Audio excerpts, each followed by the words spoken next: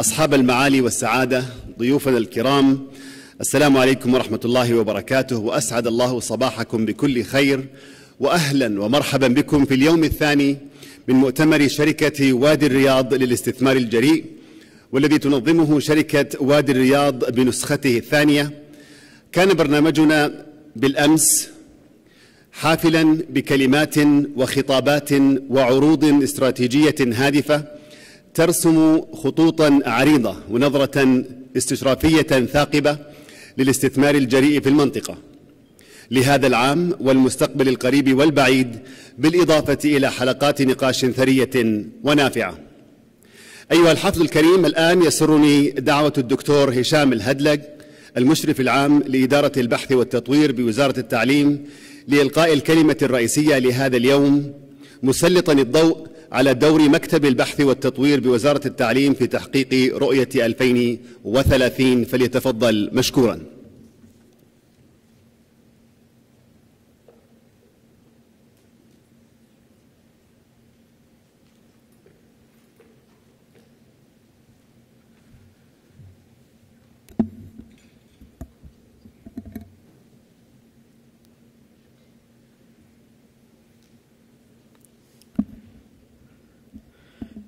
بسم الله الرحمن الرحيم. السلام عليكم ورحمة الله وصباح الخير. حقيقة يسرني في هذا الصباح أن أكون معكم، وأشكر شركة وادي الرياض على الاهتمام الكبير جدا اللي حصل في الفترة الماضية وعلى إقامة هذا المؤتمر، وأيضا على دعوة مكتب البحث والتطوير ووزارة التعليم لإلقاء أو لتسليط الضوء على دور المكتب وبرنامج حيوي وطموح، وهو برنامج البحث والتطوير في وزارة التعليم ضمن منظومة برنامج التحول الوطني ابتداء، إضافة إلى أن البرنامج انتقل أو في طور الانتقال ضمن برنامج تنمية القدرات البشرية.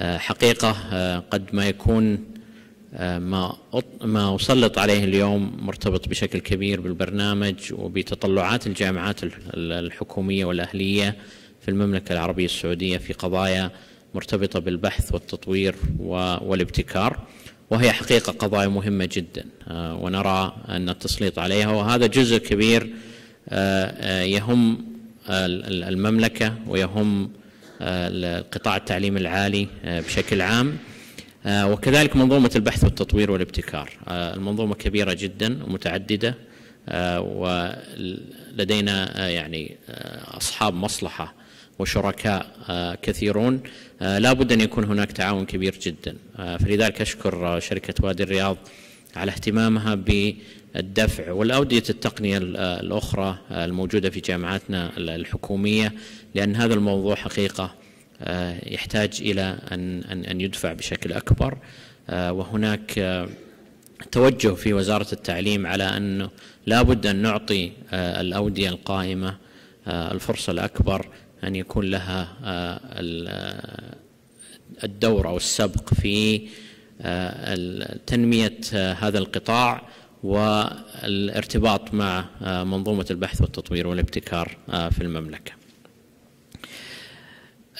مكتب البحث والتطوير أسس لإدارة برنامج البحث والتطوير، وكانت رسالة المكتب أن يكون محفز بشكل كبير للنمو في البحث والتطوير والابتكار في الوسط الأكاديمي، فاهتمامنا كبير جدا بقطاع التعليم العالي وتمكين جامعاتنا السعودية اللي يكون لها دور كبير جدا في هذه المنظومة، ودور المكتب ورسالته أن يكون ممكنا للجامعات السعودية في هذا المجال، سواء من ناحية إعداد السياسات والشراكات وإطلاق المبادرات، وأيضا المساهمة في النظرة بشكل أعمق إلى كيف مواجهة التحديات اللي تواجهها الجامعات السعودية في هذا المجال.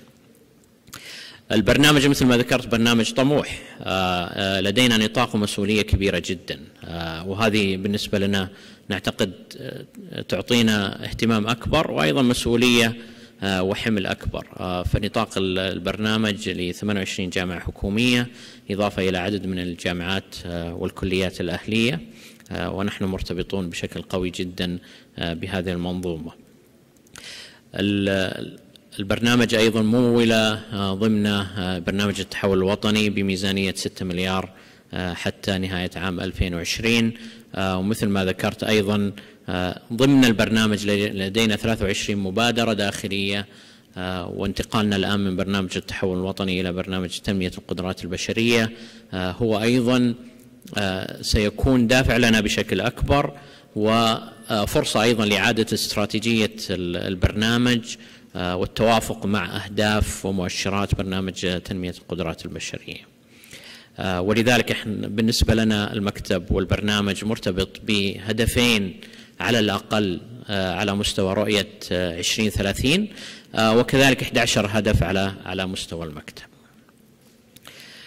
كان لارتباط البرنامج بالجامعات وأهمية ذلك كان لابد من وضع حوكمة للبرنامج، فالمكتب يشرف ويدير، وتم إنشاء مكتب البحث والتطوير في وزارة التعليم في مارس 2018، وأنشأت أيضا لجنة توجيهية عليا برئاسة معالي وزير التعليم، وهذه اللجنة هي من يقود استراتيجية البرنامج وإطلاق المبادرات وتحديد الميزانيات، وأيضا متابعة أو التأكد من متابعة الإنجازات والمؤشرات في هذا المجال.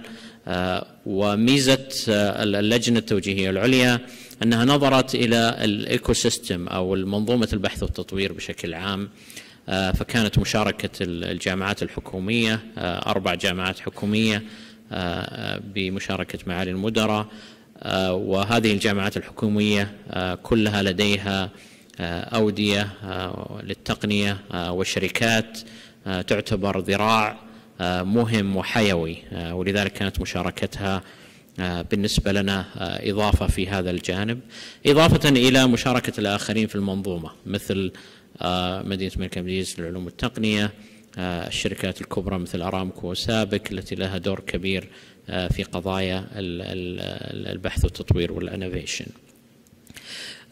مثل ما ذكرت الهدف الأسمى للبرنامج من ناحية دعم الجامعات الحكومية، لكن أيضا بالتنسيق والتكاتف والتكامل مع من يعمل في هذه المنظومة. ونعتقد أنه لا يمكن أن يكون هناك نجاح لمنظومة البحث والتطوير والابتكار بدون ما أن يكون هذا التنسيق والتكامل بين من يعمل فيها، لأنه مثل ما ذكرنا الجامعات في الأخير لا تعمل بمعزل عن المجتمع وبمعزل عن الشراكات مع القطاع الحكومي والقطاع الخاص.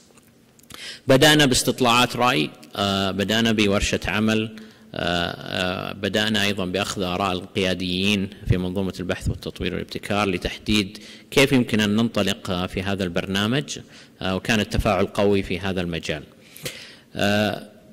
البرنامج والمكتب يسعى ضمن المنظومة أن يكون مرتبطا بأهداف رؤية 2030، ومثل ما ذكرت في البداية احنا منظومة أو برنامج البحث والتطوير ارتبط بشكل أساسي بهدفين من أهداف رؤية 2030. الأول مرتبط بالجامعات السعودية، وهو أن يكون عندنا على الأقل 5 جامعات سعودية ضمن أفضل 200 جامعة على مستوى العالم.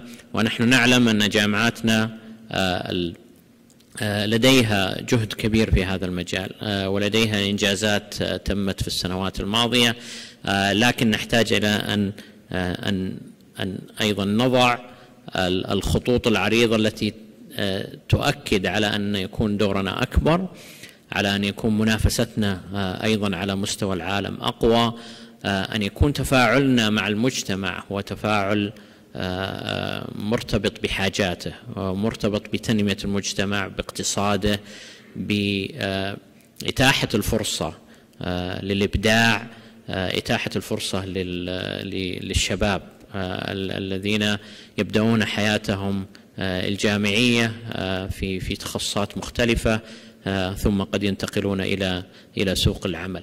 كل هذه البيئة اللي تنظر لها الجامعات نرى أنها هي بيئة لابد أن تكون محفزة، لابد أن تكون لديها الممكنات التي تحتاجها بحيث أنها تكون محفزة للطلبة، محفزة لأعضاء التدريس، محفزة للباحثين، ومحفزة من يريد أن يتفاعل مع الجامعات، سواء كان من القطاع الخاص أو من ريادي الأعمال أو غيرهم. هذه أعتقد أنها هدف مهم لا بد أن الجامعات تسعى إليه بشكل كبير. ولذلك احنا لا نرى فقط تصنيف الجامعات كغاية، وإنما احنا نرى أنه ما يدعم منظومة البحث والتطوير والابتكار وأيضا النواتج التعلم وما يرتبط فيها، هذا لا بد أن يكون منعكس على البيئة الأكاديمية. لكن هناك عوامل نجاح وتحديات لا بد أن تنظر إليها الجامعات، وكان هذا أيضا واحدة من أهداف البرنامج.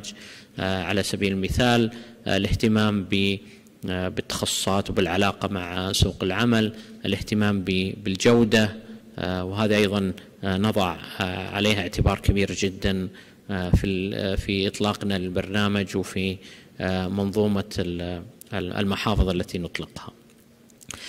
كذلك أيضا هدف آخر ربطنا برنامج البحث والتطوير، وهو الارتباط مع مؤشر التنافسية العالمية. نعلم أنه في رؤية 2030 هناك هدف لانتقال من المركز الحالي للمملكة العربية السعودية في مؤشر التنافسية العالمي إلى أن نكون من أفضل 10 دول في هذا المؤشر بحلول 2030. وهذا مرتبط حقيقة بعوامل كثيرة، لكن يهمنا ما يرتبط بالوسط الأكاديمي وبالجامعات. نرى أن جوانب البحث والتطوير هي جوانب مهمة ستساعد بشكل كبير على رفع التنافسية.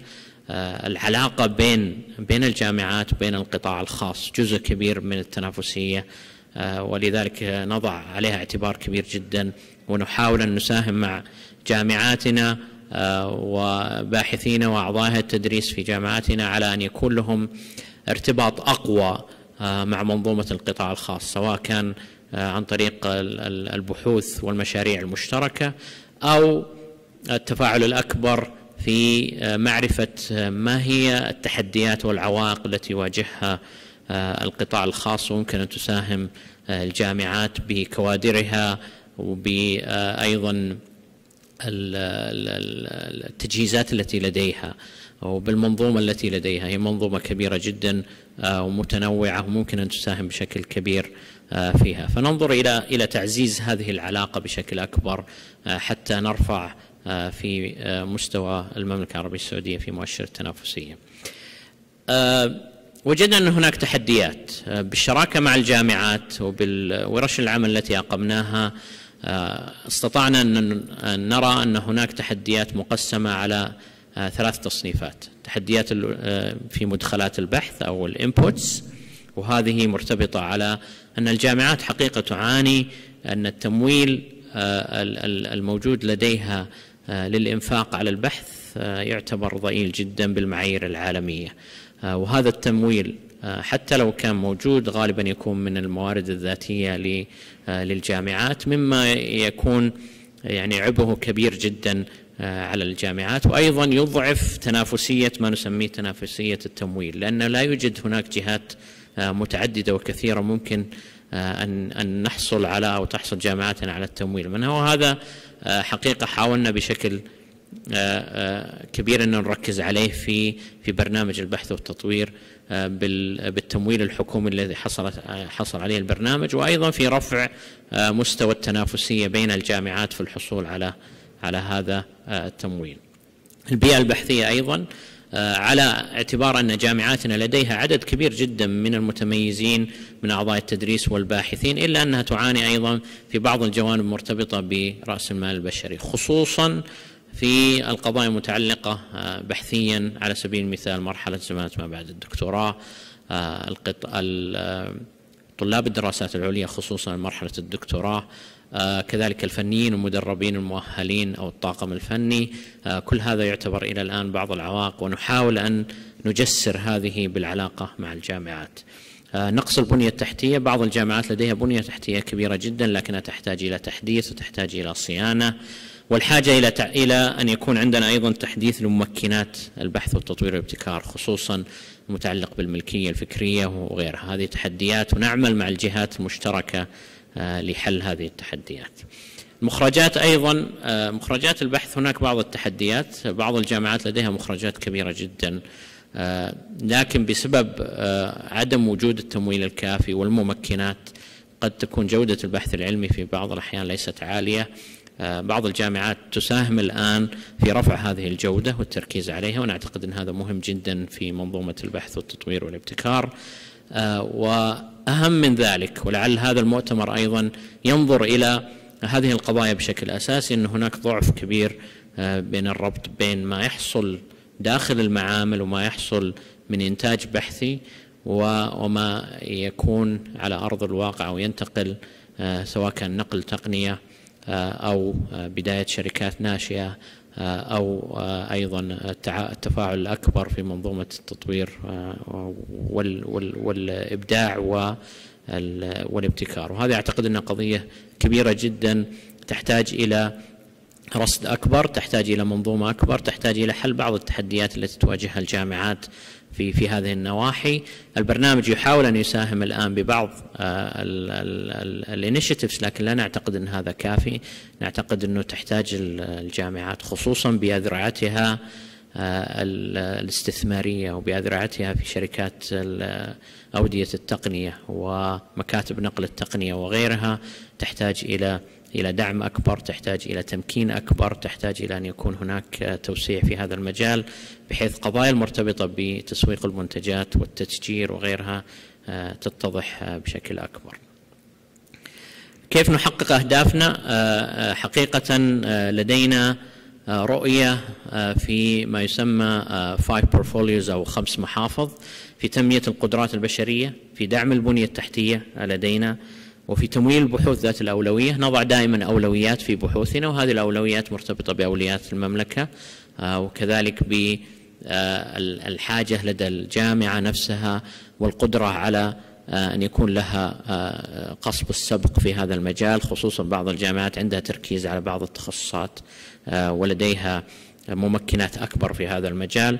الابتكار وريادة الأعمال أيضا نضع عليه ارتباط أكبر ونركز عليه، ولذلك وضعنا أهدافنا الاستراتيجية للبرنامج بحيث أنها ترتبط بهذه المنظومة. نحقق ما نستطيع أن نحققه من خلال العلاقة مع الجامعات، ننظر إلى هذه المنظومة بشكل أفضل. وضعنا بعض الKPIs المرتبطة أو المؤشرات الأداء المرتبطة أيضا بمؤشرات البرنامج برنامج الرؤية الذي ننضوي تحته، وهذا مهم بالنسبة لنا. ونسعى إلى أن بالشراكة مع الجامعات أن نحدد بعض العوائق التي تحول دون تحقيق هذه الأهداف، وهذا أعتقد أنه منظومة مهمة جدا بالنسبة لنا. مثل ما ذكرت لدينا 5 محافظ، 23 مبادرة، يعني أصبح في دمج لبعض المبادرات في محافظ منوعة للتأكيد على قضية مهمة جدا، وهي أن نستهدف المنظومة بشكل كامل. وأيضا نعمل الآن مع الجامعات بعلاقة أكبر، أنه كيف ممكن أن نمكن الجامعة، خصوصا بعض الجامعات التي لديها إنجازات سابقة، كيف أن نمكنها بشكل أكبر أنها تحقق الأهداف المرجوة. المبادرات موزعة، لكن لعلي يركز على منظومة مهمة جدا وهي الابتكار وريادة الأعمال. في الابتكار وريادة الأعمال اهتمينا مثل ما ذكرت في مؤشر التنافسية، وجدنا أن هناك ضعف في العلاقة بين الجامعات وبين القطاع الخاص. تحدثنا مع كبرى الشركات في القطاع الخاص وهم معنا في اللجنة التوجيهية، رأينا كيف ممكن أن نوسع العلاقة بشكل أكبر، ولذلك أطلقنا برنامج الشراكة بين الجامعات وبين القطاع الخاص. هذا أطلق في الشهر الماضي، والآن نستقبل الطلبات من الجامعات بمنظومة إما على شكل بحوث ومشاريع تعاونية بين الجامعات وبين القطاع الخاص، ونشترط أن يكون هناك مساهمة في القطاع الخاص للتأكيد على أن هناك حاجة في هذه المشاريع والبحوث. وكذلك أيضا نوسع العلاقة أكبر بيننا وبين بين القطاع الخاص. ولذلك ضمن المنظومة أيضا تبادل الخبرات مع القطاع الخاص أو الاندستري بليسمنت، هذا بمشيئة الله أيضا سيطلق. مكاتب نقل التقنية أو TTOs، الآن فتحنا المجال للجامعات على أنها تقدم. بعض الجامعات لديها مكاتب نقل تقنية أو TTOs لكن تحتاج إلى توسيع بشكل أكبر، بعض الجامعات ليس لديها، فطرحنا المجال أيضا أن يكون المجال أكبر من هالناحية. منصات تبادل المعرفة، ننظر إلى أنه لا بد أن يكون هناك منصة تشاركية بين الجامعات لمعرفة ما هي المشاريع التي ستطلقها الجامعات والتي أطلقتها الجامعات، ما هي طبيعة الأبحاث. القطاع الخاص يبحث عن هذه المنصة حتى يستطيع أن يحدد أولوياته، حتى يعرف أين الخبرات تقع، ما طبيعة المشاريع القائمة في الوضع الحالي. مراكز التقنية والابتكار، وكنا نتكلم مع الدكتور على أهمية قبل اللقاء مع بعض المسؤولين في الجامعات على أهمية هذه، ونحاول أن ندفع بشكل أكبر عن طريق العلاقة مع الجامعات أنه لا بد يكون هناك مراكز التقنية وانوفيشن هابز، وهذه قد تكون من ما يتحدث فيه في هذا المؤتمر. الحاضنات، صندوق الابتكار الوطني، وكذلك برنامج دعم الشركات الناشئة، هذه ستطلق لاحقا بعد إقرارها من اللجنة التوجيهية العليا. أطلقنا 10 مبادرات، جزء منها يركز على منظومة البحث، وجزء منها أيضا على منظومة الشراكة مع القطاع الخاص. نسعى إلى أن نفعل قضايا الانوفيشن بشكل أكبر مع شركائنا، والآن نعمل احنا في ورش عمل لتمكين الجامعات في الناحية هذه، وهذه نعتقد أنها مهمة جدا بالنسبة لنا. عملنا بعض الدراسات للتأكيد على قضايا مهمة جدا في البحث والتطوير، سواء عن الوضع الحالي للبحث والتطوير، شخصنا الوضع، استطعنا بالشراكة مع الجامعات أن نضع رود ماب أو خريطة العمل لاستراتيجية البرنامج. ومثل ما ذكرت نحن الآن في منظومة الانتقال إلى برنامج تنمية القدرات البشرية، ولعل هذا أيضا يكون جزء من الأسسمنت أو إعادة رسم الاستراتيجية بتتوافق مع أهداف برنامج الرؤية. عملنا أيضا عدد من الفعاليات والمشاركات، الغرض منها هو أن يكون هناك شراكة قوية جدا مع الجامعات، نتطلع إلى أن تكون شراكتنا أكبر مع الجامعات ومع الباحثين، ونسعى إلى أن نخدم هذه المنظومة بشكل كبير جدا، ونعتقد أنه بالإمكان أن نعمل على هذا المجال بشكل كبير. حقيقة كانت فرصة يعني كبيرة جدا لي أني أطرح البرنامج الحيوي، نتطلع إلى شراكة أكبر مع مكتب البحث والتطوير ومع البرنامج. مثل ما ذكرت هناك قدرات كبيرة، هناك جهود كبيرة. في الأسابيع الماضية كان لي أكثر من زيارة لعدد من الجامعات، وجدت كيف الاهتمام الكبير، وجدت كيف القدرات اللي موجودة، كذلك البنية التحتية، لكن نحتاج إلى أن نفعلها بشكل أكبر، نحتاج إلى أن نوثق العلاقة بيننا وبين الجامعات، وأن نجعلهم هم حقيقة الليدنج في هذا المجال. لكن أيضا الباب مفتوح لأي تساؤلات أو استفسارات، لدينا قنوات تواصل تساهم بشكل أكبر على التواصل مع الجامعات ومع الباحثين. فأشكر لكم استماعكم، وحقيقة مثل ما ذكرت كانت فرصة يعني كبيرة جدا لي أن أعرض هذا البرنامج في هذا الملتقى، وشكرا جزيلا.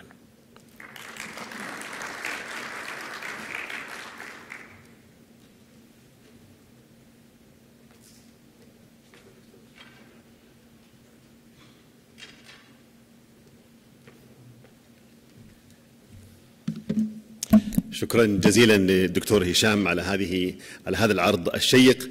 حضورنا الكرام السيدات والسادة، الآن يسعدني أن أعلن بدء حلقة النقاش الأولى في اليوم الثاني لمؤتمرنا هذا، وهي بعنوان دور الجامعات في تحويل المملكة إلى مركز جاذب للاستثمار الجريء. ويقوم برئاسة هذه الحلقة الدكتور فرانسوا بيشو، مدير الاستثمار بجامعة الملك عبدالله للعلوم والتقنية. وكذلك يشارك في هذه الحلقة المتحدثون التالية أسماءهم: الأستاذ دكتور إيناس العيسى، نائبة الرئيس لشؤون الطالبات بجامعة الملك سعود; الدكتور فيصل علاف، الرئيس التنفيذي لشركة وادي مكة; الأستاذ كريغ سميث، الرئيس التنفيذي لشركة وادي الظهران; والدكتور أحمد نبيل، مستشار لدى شركة وادي جدة. فليتفضلوا مشكورين.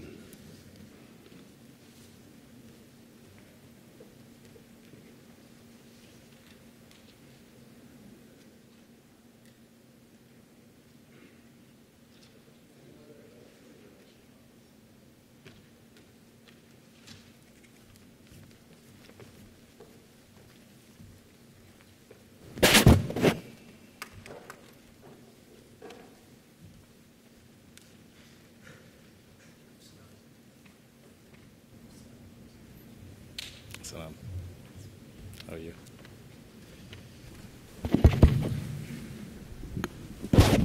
Hello. Good morning. Assalamu alaikum.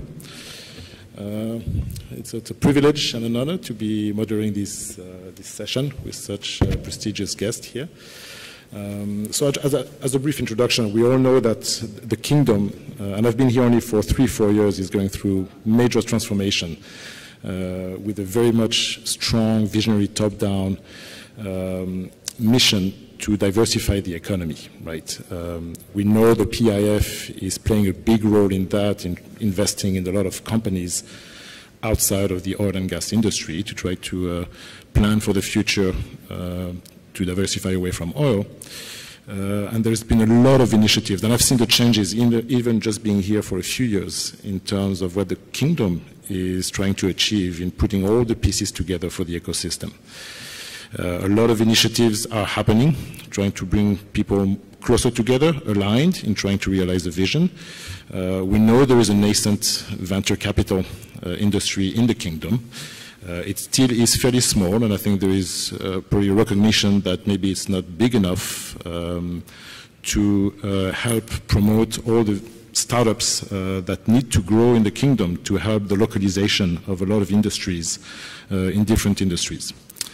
Now, here we're going to be focusing on another key element of the ecosystem that is being built up in the universities. And universities, including mostly as represented in the panel, by what we call university venture funds. So those would be entities either created as independent legal entities from the universities, or as in the case of CAST, where I work, which is still fully embedded into the university.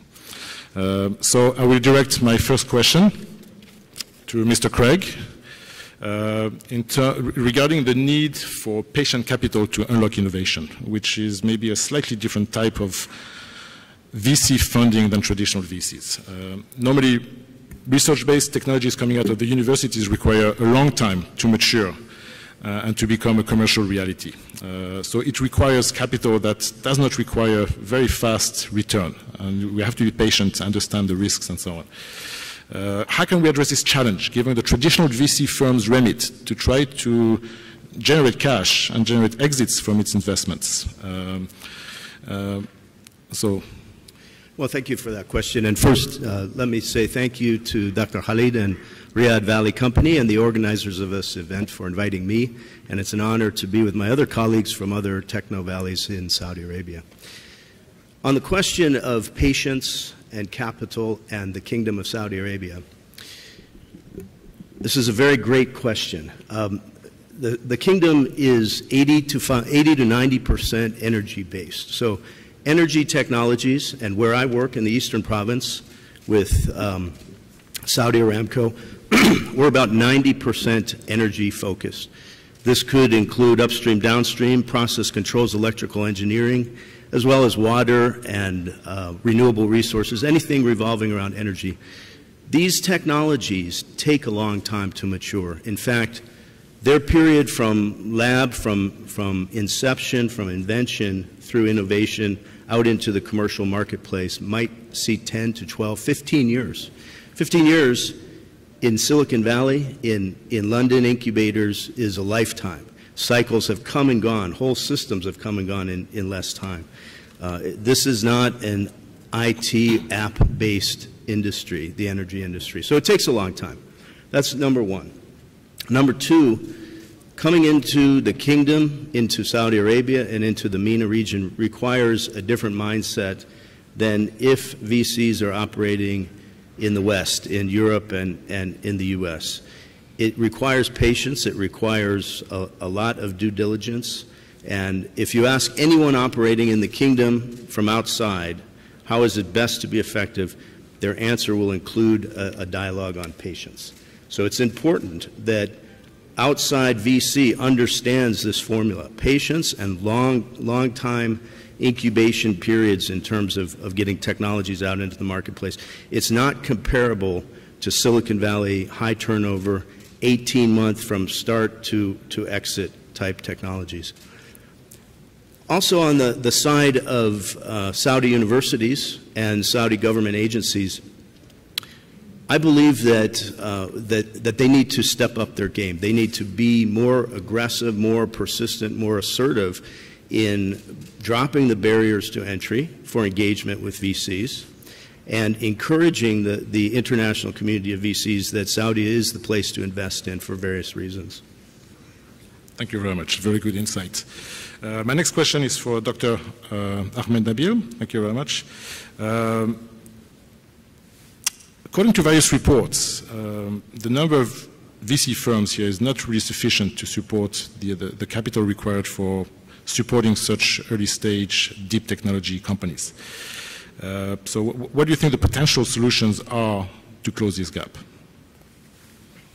Thank you for the question.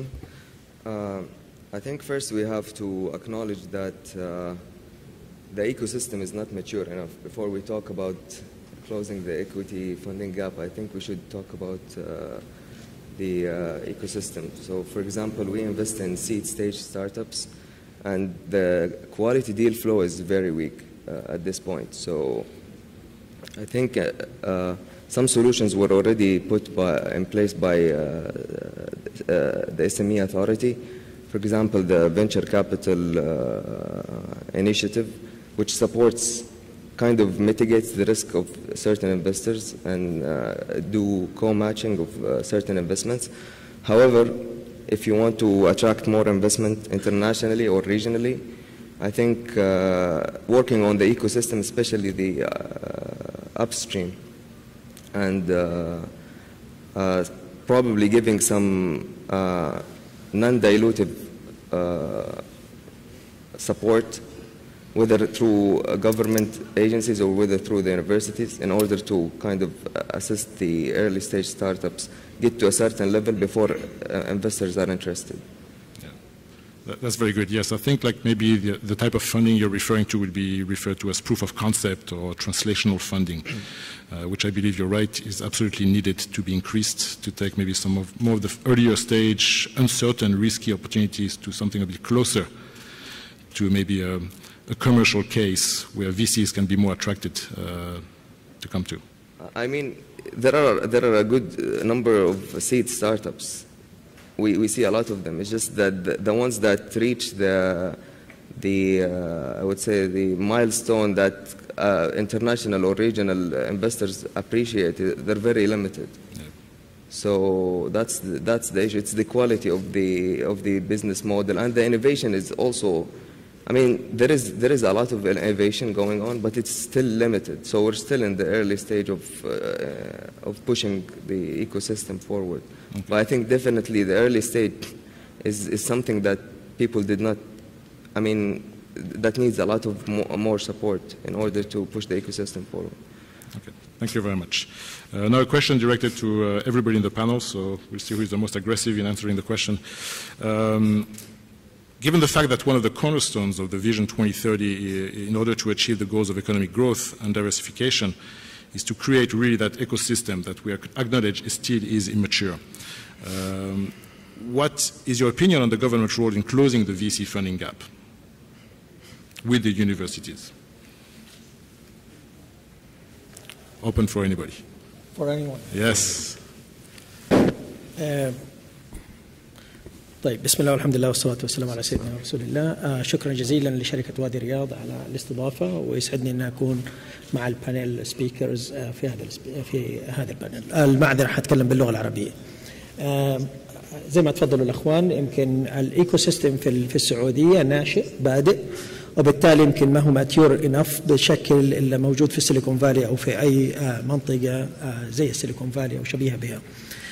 بالتالي هناك كثير من الجابس، جابس في التشريعات، جابس في المنظومة التعليمية سواء كانت النظامية أو غير النظامية لتعليم أو إخراج رواد أعمال بدل ما نخرج ناس للعمل في السوق.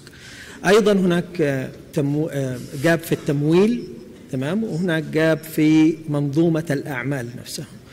اليوم الانتيتيز الحمد لله هذه بدأت تتكون في المملكة العربية السعودية بشكل جيد. نتكلم على يمكن حوالي 50 انتيتيز اتكونت في ال6 سنوات الماضية، وبالتالي الجابس بدأت تتكون. لكن الانتر اكشن او الكروس توك فيما بين الجابس للآن للساعة ما صار بشكل واضح سيستماتيك يخلي الديل فلو يمشي بشكل جيد، وهذا يمكن أنا أتصور شيء مهم جدا في الفترة القادمة عشان نقفل هذه الجابس بشكل جيد، وعشان نقول إنه الجامعات لها دور أو أودية التقنية لها دور أكبر من، أو الحاضرات والمسرعات أكبر. لابد نؤمن أن هناك في failure risk عالي جدا، وبالتالي we have to accept هذا الفيلير اللي حيصير. we have to accept from the beginning أنه لابد أنه يكون عندنا برامج منح non refundable تعطى رواد الأعمال حتى لو ما رجعت، هي still acceptable بالنسبة لنا. اليوم ما عندنا هذا، لا عندنا الريسك ولا عندنا الميكانيزم، ما عندنا بنود من وزارة المالية للجامعات لصرفها لهذا المخصص، وبالتالي ما عندنا أي أحد يغطي هذا الجاب حق السيد فاندنج، وبالتالي نحن نشوف الاماتيوريتي اللي هي ساير. هذه واحدة. اثنين، لو استرجعنا كل الشركات الكبيرة اللي طلعت من الجامعات أو من غير الجامعات كستارت ابس في البداية، حتى في السيليكون فالي أو في أمريكا بصفة عامة وفي الدول الأخرى، نلاقي أنه الدعم الحكومي والإنفاق الحكومي، الاثنين إنفاق ودعم، كانت وراء نجاح إلى حد مرة كبير وراء نجاح هذه الشركات. اليوم نحن نلاقي أنه الدعم الحكومي اللي أنا أتكلم عليه في مرحلة السيد هو تقريبا شبه معدوم. ما عندنا، أنا أتكلم وأنا أعرف إيش أتكلم، ما عندنا بنود في وزارة المالية لدعم رواد أعمال في مرحلة السيد فند حتى الكلام حتى جلستي هذه. يمكن بعض الجامعات بادرت من مخصصاتها غير اللي موجودة في الميزانية بأنها هي تعطي السيد فند، وبعض الجهات طبعا ساعدت في هذا الموضوع. نحن نأمل من برنامج الدكتور هشام اتكلم عنه ومن منشآت انه هم السيد فند يسرعوا لنا فيه، نحن نعرف انه موجود في البرنامج بس لسه للآن لم يبدأ. فبالتالي هذا فيما يخص الدعم الحكومي. نيجي للإنفاق الحكومي، نلاقي انه لو طلب مني أنا اليوم كحاضنة في وادي مكة ولا في وادي الرياض ولا في وادي الظهران ولا في وادي جدة إن هي تطلع، خليني أقول 20 شركة ناشئة كل سنة، وطلعنا ال20 الشركة. الشركات عادة تكون البزنس حقها إما B2B أو B2G أو B2C أو C2C. غالبية الشركات خليني أحطها اللي هي تطلع وتكون ناجحة جدا والماتيوريتي ليفل حقها والريدنس حقها جدا ممتاز، غالبية اللي تكون في الB2G أساساً الأنظمة الحكومية لا تدعم التعاقد معها والإنفاق عليها، بمعنى أنه أنا حطلع شركة أنا نفسي لو كنت في الجامعة ما أقدر أتعاقد معها، فهي بتقتل الشركة قتل المهد عندي، وبالتالي أنا ما بقدر أساعدها. نحن نتمنى أنه موضوع الدعم الحكومي والإنفاق الحكومي يكون في المستوى اللي فعليا نحن نحتاج أنه نحن نقول والله نجحنا شركاتنا الناشئة اللي استثمرنا فيهم. لما نتكلم على شركات الناشئة لا نتكلم عليها على استثمار في الشركة نفسها، هي استثمار أساسا في الهيومن كابيتال. هو رائد أعمال صاحب فكرة وأنا بحول هذه الفكرة معه إلى شركة إلى اقتصاد، وبالتالي هو الاستثمار الحقيقي. لو نظرنا له بهذا الموضوع أنا أتصور أن احنا فعليا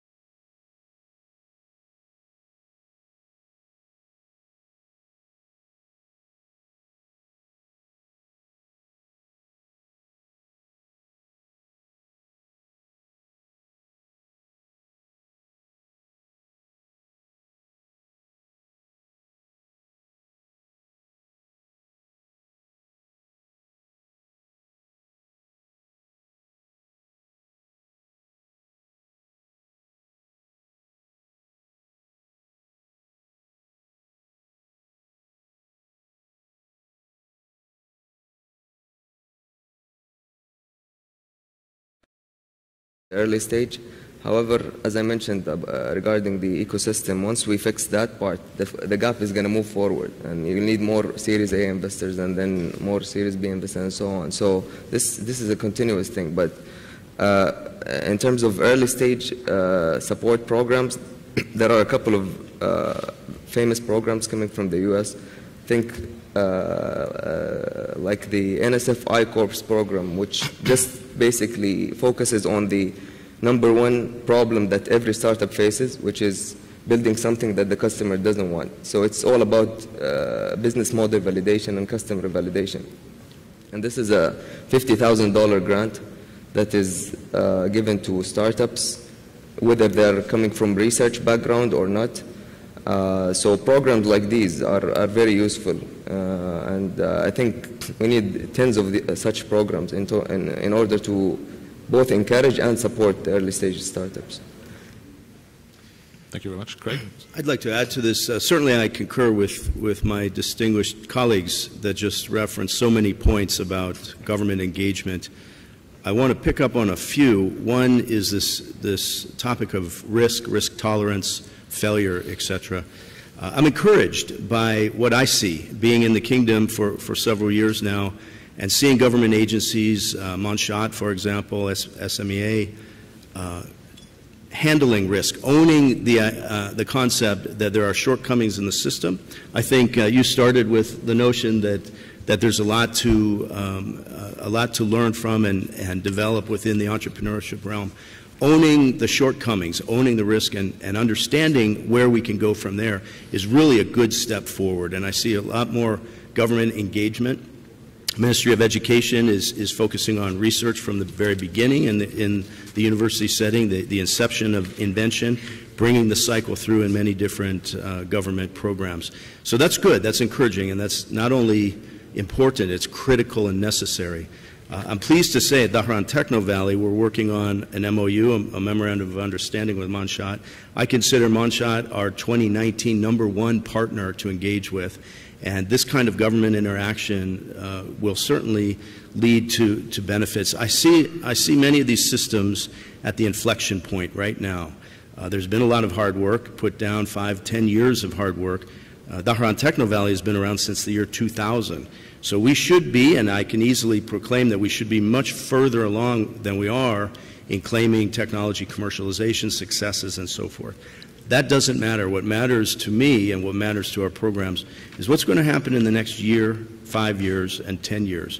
And with government involvement at the level that it is now, owning its shortcomings and rightly owning its successes, propelling industry and academia with government support, I think is the key. And that's why I say we're at the inflection point. So if I can summarize it a little bit, like we're still lacking early stage funding, right, to increase the quality of the pipeline of projects, even before considering, I think, additional VC investment and so on. And there is some initiatives, and we've had the opportunity also ourselves to interact with Monchat and the government VC initiative. So things are happening, things are starting to happen. But I think we all need much more of it. And probably in the early stage of, maybe affecting the culture, de-risking opportunities within the university before we go to VCs, because a lot of VCs will still have a mandate to be profitable and sustainable to their limited partners. And that can be a challenge if we have to take on very early stage risky opportunities. And it kind of leads to the next question, which was unusual. Well, if I may, though, just sure. one point. There's a difference between de-risking for investment opportunity and accepting the level of risk for sure. investment. And de-risking is a long road. We can have that discussion within the academic realm. However, on the investment side, on the VC side, companies and private and public investment are not going to put down their funding and inherit the risk that's incurred unless there is Saudi government support sure. and a cohesive connection between the different entities within the government. Yeah, absolutely true. Next question for Dr. Faisal. So if we look at all the elements of the ecosystem that's required to make the whole story successful, between capital, talents, network, infrastructure, culture, regulation, and we started touching on some of those things, how do you actually assess the synergies between those parts? And how strong or weak is the system right now? And what do we need to do more of to really increase the success rate for that ecosystem to develop? خليني أخذ قبل 5 و6 سنوات فين كنا وفين نحن اليوم. قبل حوالي 5 و6 سنوات، وخليني أقول من 2008 تقريبا فين وصلنا اليوم من أول ما بدأت ريادة الأعمال في السعودية. كانت تقريبا كل المكونات الممكنة لريادة الأعمال في الإيكوسيستم تقريبا شبه معدومة، سواء كانت على التعليم النظامي والغير نظامي، التعليم بصفة عامة، وإيش كان الانجيجمنت حق التعليم حق ريادة الأعمال في المناهج الدراسية وبين الشباب. 2 كانت على مستوى الحاضنات والمسرعات جدا محدودة، كانت على مستوى التمويل كان جدا محدود، وعلى مستوى التشريع جدا محدود.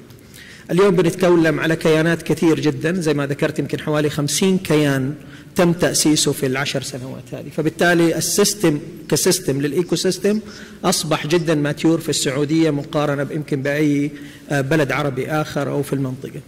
لكن هل الكروس توك والفاندنج السكيم والحاجات اللي هي المفترض تكون ما بين الكومبوننتس أو الكيانات اللي في الإيكو سيستم هل هي موجودة؟ هو هذا اللي اليوم نحن المفترض نبدأ فيه بعد ما تكونت هذه الكيانات.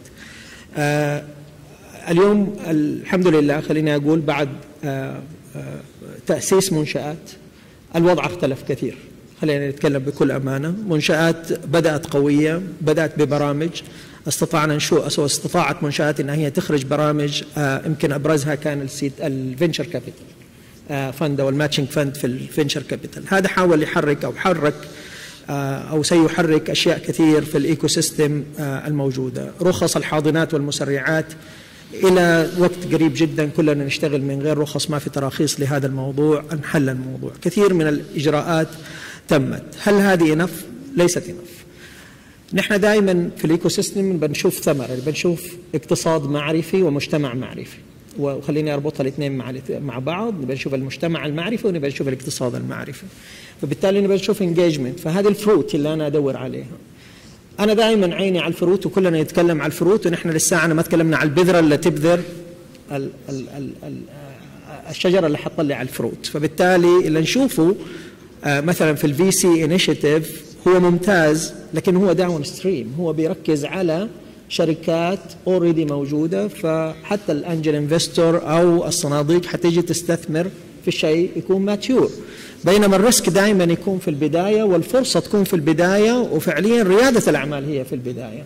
هذا اللي نتكلم عليه لليوم ما هو موجود. بعض التوجهات من بعض الجهات صارت بشكل يمكن غير مباشر وأثمرت. اليوم أنا أكلمك عن تجربتنا في وادي مكة. نحن تقريبا استثمرنا من ناحية الوقت والجهد والحاضنة تقريبا في 40 شركة ناشئة.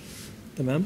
إحدى هذه الشركات الحمد لله وصلت لمستوى أنها هي تخرج بعض الأجهزة والديفايسز والحلول، ركبت في المطارات السعودية تقريبا كلها، ركبت خارج المملكة، ركبت في بعض المولات، ركبت في الحرم المكي الشريف.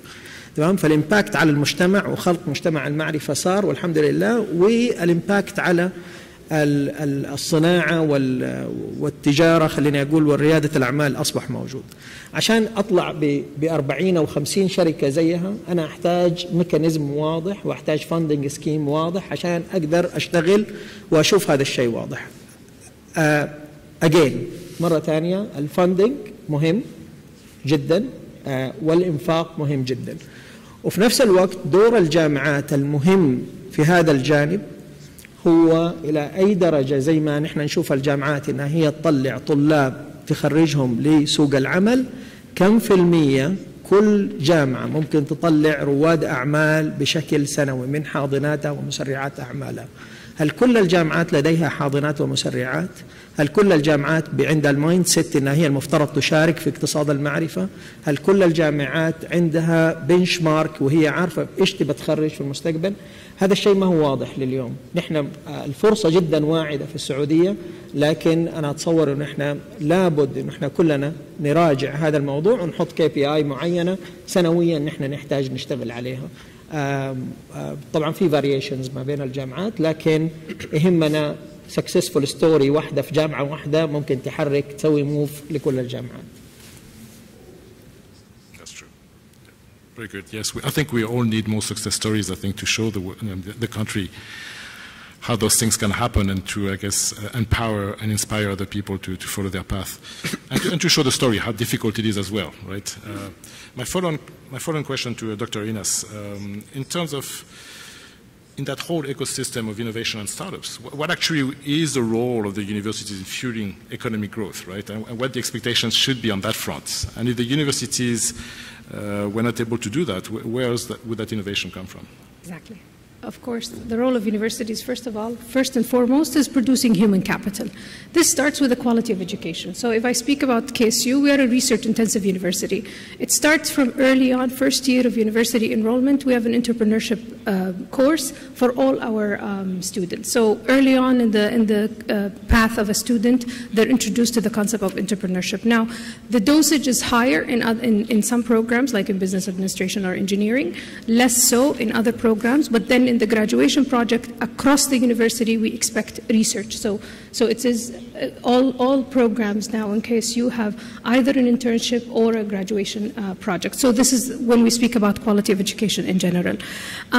Next, we have enablers within the university. So we have multiple entities that work synergistically and cohesively to promote this culture. So we have Entrepreneurship Institute, and I'm joined here by the Assistant General Director, Dr. Abdur Al-Rayes, who's running the center. We have Innovation Center, under which we have 10 innovation units. We have the Technology Advancement and Prototyping Center. We have the Business Incubator and Accelerators. We have 2 digital platforms, one for startups and the other one for the innovation ideas to bring forward ideas and collect as much as we can.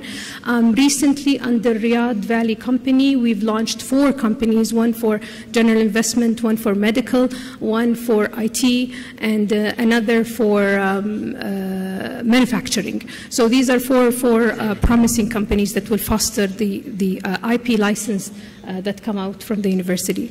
Is this enough? Perhaps not. Is this adequate? Are we satisfied? As Dr. Faisal just said, we need to create the success stories. Currently, we have 10 incubated female projects. No one has touched on the gender gap when it comes to VC funding for women. Luckily, the government of Saudi Arabia have given special attention to this. In KSU University, we actually do metrics to measure this and to close this gap. The patent license technology spin-out firms that come from the university has been announced recently, and I think it was presented by Dr. Khalid yesterday. We now have, as we speak, 1,200 patents in KSU alone. And that's where I say that commercialization process is very important. We have 13 licensed patents that require manufacturing. So pipeline arrangements are important, but then again, we go back to the assessment of risk. Is this important? Is it the number of companies or the impact of these companies on the society? Are we just driven by financial gain, or do we have to actually touch the society, improve the lives of the society, and really have impactful companies that will change the lives? So maybe a model of not-for-profit companies that can come out of universities and considered to be success stories. This metrics that needs to be developed now, not just the lucrative funding, but the end of this product. What do we expect, and what actually constitutes successful story? Is it the financial gain or the societal impact? Thank you. Absolutely. I think we have to balance the need for economic development versus just pure financial returns, right? And I think that's various entities are looking at that and try to adapt their own ways of working with startup projects to support maybe some local sustainable companies with potential limited growth regionally or internationally, but still can have an impact on the economy here. But overall, I mean, like in terms of managing expectation, because as we heard earlier, it can take 10, 15 years for some of the science-based startups to mature with friendly funding, usually originally as opposed to pure VC-backed funding. And in the number of startups coming out of the universities, should we expect them to be much more, or do we have to manage expectation that yes, we'll have a few, some of them might be greatly successful, a lot of them would fail, but we'll have to recognize, and I fully agree with your point, that the educational part is great. And if we have startups that fail with educated students, they might be able in the future to create another company being much better equipped to do that successfully. So it's a long-term play in terms of measuring I think, the impact of the university ecosystem in the startup ecosystem. And I don't know if you have any views on that. Yep, anybody? Both the educational part and the science-based innovation is important coming out of the university. Well, innovation is important. Engagement of entrepreneurs is important. Sorry, I start talking in English. Perfect. Thank you.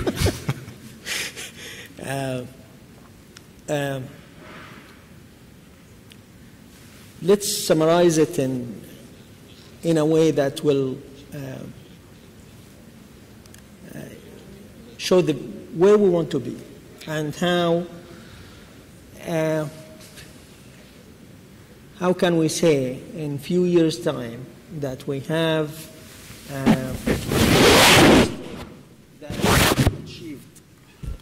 make us achieve the goals, which is building the society and building the economy based on the knowledge and the engagement, of course, of all the entities in the ecosystem. أتصور زي ما قلت نحن يعني اليوم نحن في وضع جدا ممتاز. باقي لنا شوية أشياء تخلينا يمكن نكون أفضل من الأول، وعندنا بعض المايند سيت لابد إنه هو يتغير، مش أكثر من كده. واحد، الأكسبتنس حق الريسك لابد إنه يكون موجود. الانجيجمنت حق الجامعات طبعا في، خليني أقول يعني يمكن لا يعني خليني أدخل في الديتيلز شوية.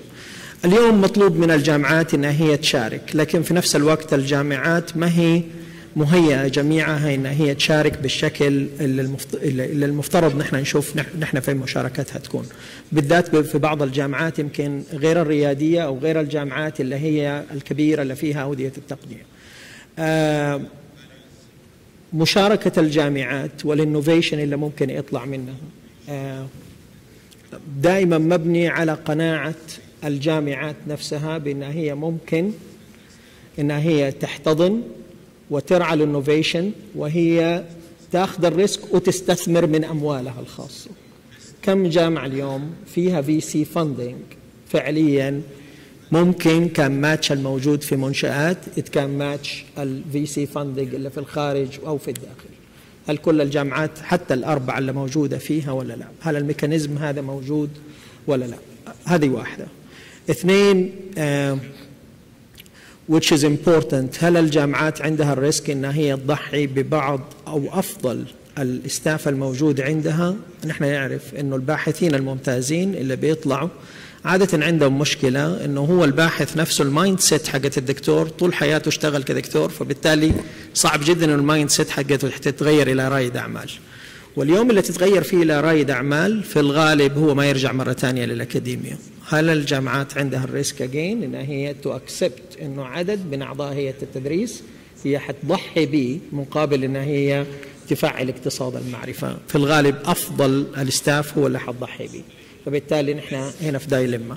الشيء الثالث هو إلى أي درجة الفلكسبيليتي الحكومية إنها هي تعطي لدكتور الجامعة وأستاذ الجامعة إنه هو يأسس شركات ويديرها وتكون الجامعة أساسا ممتلكة حصة فيها، تعتبر الجامعة طبعا شركة حكومية. هذه الأشياء اللي هي يمكن داخليا يمكن حتدعم لنا إلى أي درجة نحن مستعدين نحن نأخذ الريسك، لأنه الأشياء هذه إذا كانت موجودة صانع القرار في الجامعة شايف أوبستيكلز جدا كثير قدامه وما يعني يمكن يتفرغ إنه يحل كل الأوبستيكلز دي لأنها هي مرتبطة كمان بجهات أخرى.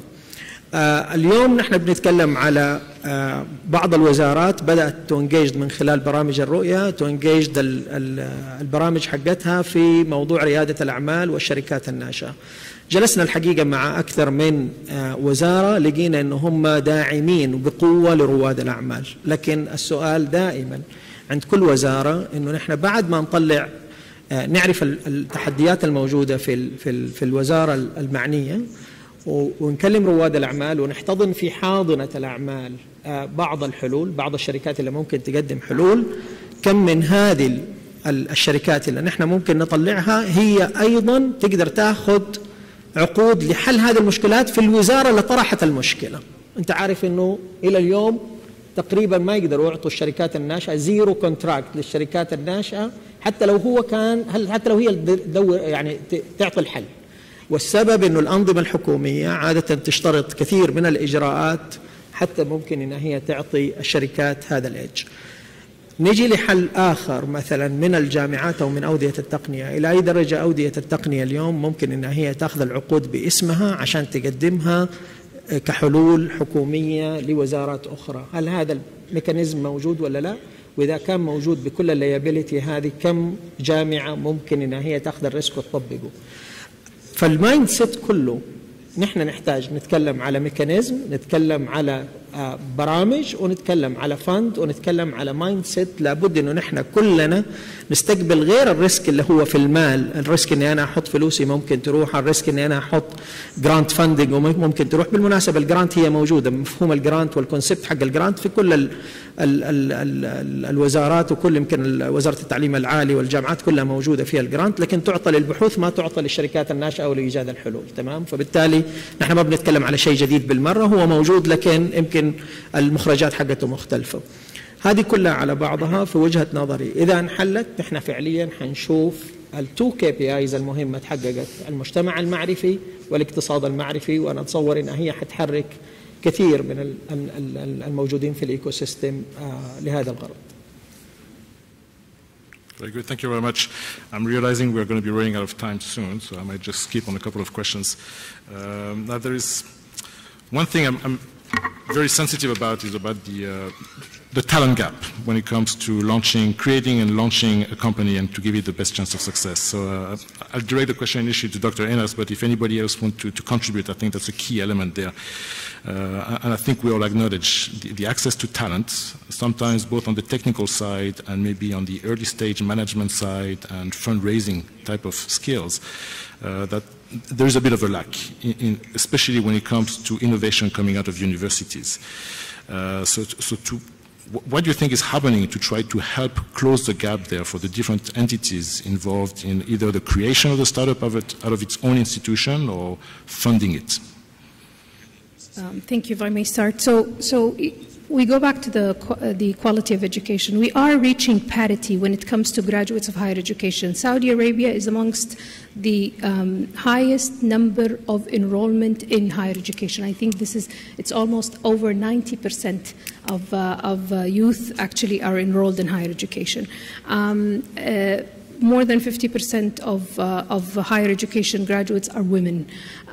There is a huge support to graduate programs in Saudi universities, and KSU is not an exception. We actually have special emphasis on graduate programs, and this actually should be promoting a culture of innovation and entrepreneurship. Another promising area right now is the reform of the higher education bylaws. We all know that the universities is undergoing reform in its bylaws, and we're moving towards two important concepts. One, autonomy of universities, so for universities to actually define its own outcomes and be held accountable to actually go down that path. And the other is differentiation in function. So certain universities should be research-intensive universities, while others should be more focused on education. Now, this was not the case a few years ago, and I think this will bring on a lot of opportunities. Another thing is university ranking and how we do our national rank and what metrics do we use. So far, we really rely on the number of graduates rather than the quality of graduates. We look at employability as a main factor. We know that all accreditation processes look at employability. We have to break that culture. Another important factor that we should look into is interdisciplinary program. Right now, we have unidimensional career path in a certain discipline. We should foster an interdisciplinary programs that will actually push this forward. So these are some of the things or some of the initiatives that could actually lead to closing this talent gap and improving the quality of our graduates. Yeah, I fully agree. And this is fundamentally, it's important, but it's more of a long-term play because, like, if you look at VCs and they look at one of the first criteria to invest in a company, especially when it's going to require quite a bit of capital to get to the market, they're going to look at first thing the experience and the quality of the management team creating the company. So in the short, medium term, while we build up the capacity through education and participation in a lot of programs, how do we fill that gap in the short, medium term? If I could add to this, my colleague gave a very good synopsis of the macro view in Saudi Arabia. I can give the micro view perhaps anecdotal. Within our science park, we have 18 large companies.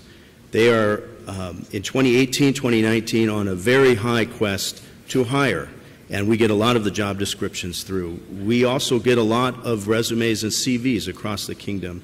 Very highly educated, highly qualified individuals, Saudis, young Saudis, that I would love to have hired. The mismatch, the gap, seems to be the vast majority of the resumes we see, and the Saudis coming to us are in management, are in non-technical fields, and the 18 companies we represent are all in technical fields. These are oil and gas companies, energy companies, Schlumberger, Halliburton, Emerson, Baker Hughes. They're looking for chemical engineers, electrical engineers, integrated systems engineers. And frankly, it breaks my heart not to be able to make this match. I'm actually hiring 2 Saudis to help me solve this problem of the gap between the needs that we have in industry and the so many good quality CVs we're getting from young Saudi graduates. Great. Thank you very much. Just to flip back again to the university venture funds, and that's a question for Dr. Ahmed. Now, there's a number of UVFs around the world, and they started maybe 40, 50 years ago, and there's various types of models to financing startups. What do you see is currently lacking here in terms of particularly the involvement of corporate venture capital behind the UVFs, right? And typically, corporate venture capital will be more often patient capital than typical VCs. So what are your views as to how the CVCs could be maybe more involved with the university venture funds? We're talking about university venture funds in Saudi, right? Yes, correct. Yes. Okay. Now, if we can bring external ones, that'd be brilliant as well, right? Let me first, I think, identify a few issues with the university venture funds in Saudi. So I think the main issue is governance. There is a big problem with governance, and because there is continuous change in management by design, because the president of the university changes, and that causes a change in strategy, change in risk appetite, change in the overall vision, which also impacts the university venture fund. Even though the entities could be called independent, it's not totally independent. So that's a big problem, actually.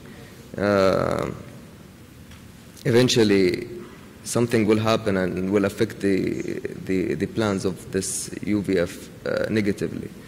I think one of the issues also is very limited amount of research-based startups in Saudi Arabia.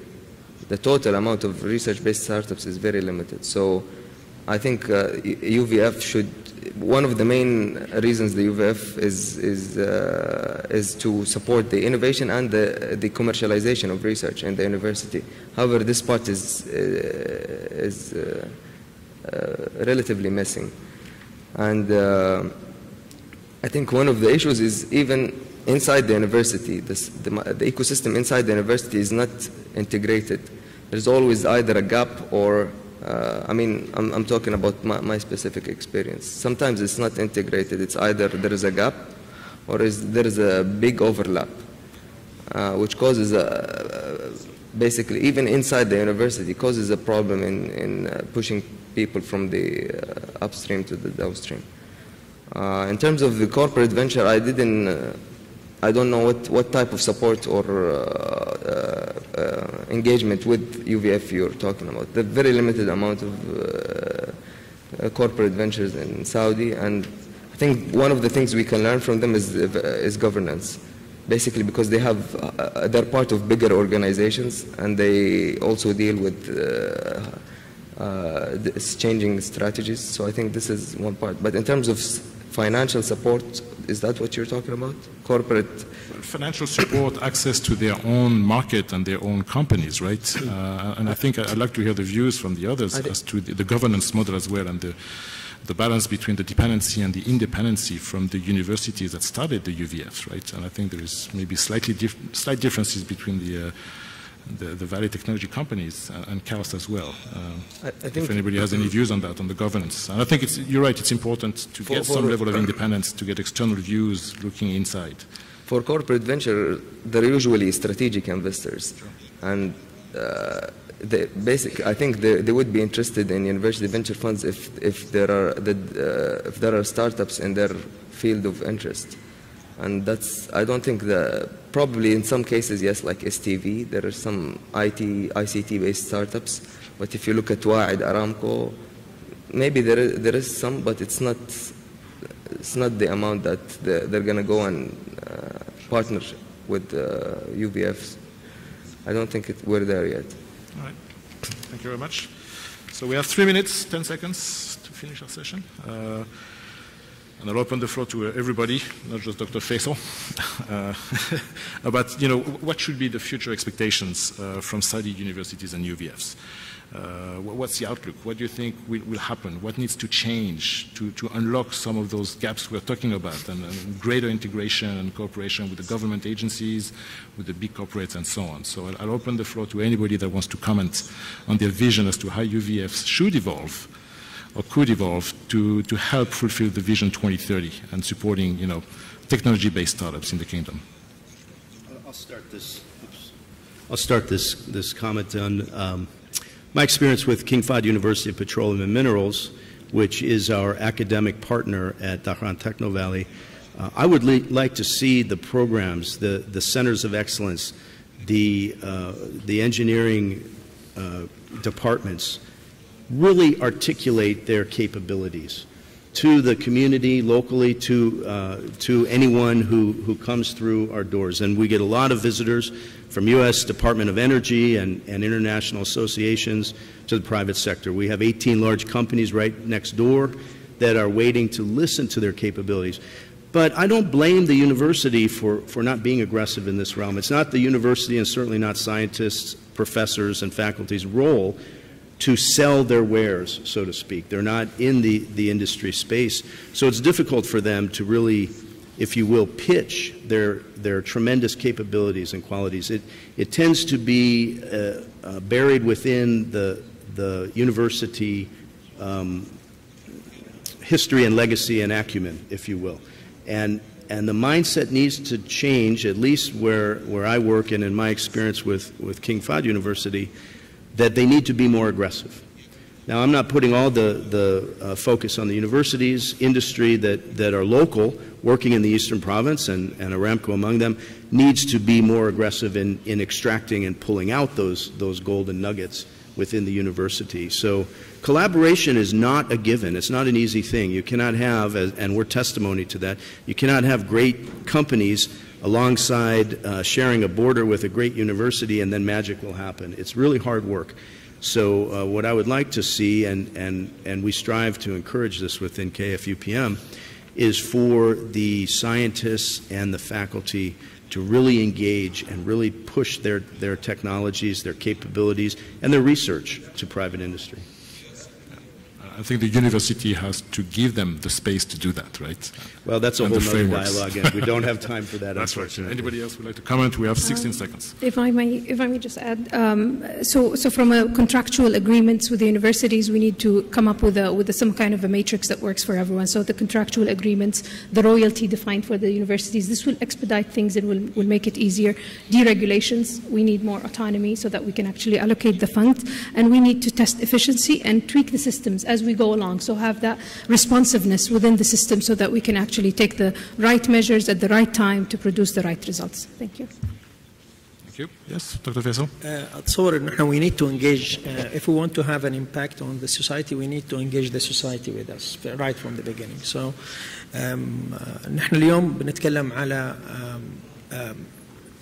حاضنات ومسرعات في كل مناطق المملكة، لكن مهم جدا عشان أشوف الإمباكت على الكوميونتي إني أنا أشوف ربط كامل. الربط الكامل ممكن يكون عن طريق تفعيل الاقتصاد المناطقي، فكل حاضنة أو مسرعة أو جامعة تعرف إلى أي درجة هي المفترض أن هي تتوجه بحكم موقعها الجغرافي وتأثر على الاقتصاد المنطقة اللي هي موجودة فيه.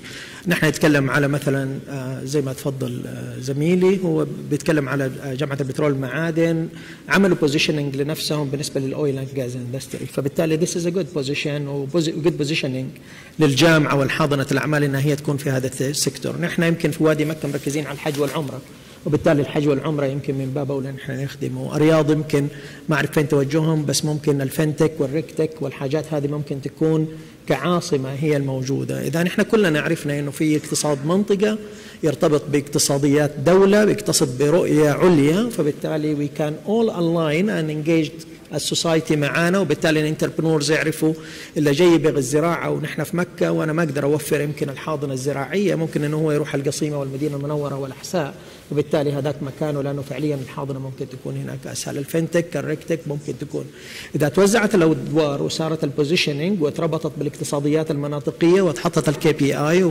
عمليا عملنا بنش مارك لكل حاضنة ومسرعة وجامعة فين نبغى نكون وهاو وي كان بوزيشن اور سيلف، ونقول في الأخير نحن سوينا. أنا أتصور إنه كلنا مع بعضنا حنمشي انه نحن فعليا نشوف حاجه وثمرات هذا الجهد اللي ممكن يصير. اتمنى انه هو يصير في القريب العاجل، لان الاقتصاد المناطقي مهم جدا لبناء اقتصاد البلاد بصفه عامه. Do you allow me to conclude with a happy celebration? I want to congratulate my colleague Dr. Badur Al-Rayes, who's just won with her team an funding initiative for a fintech project.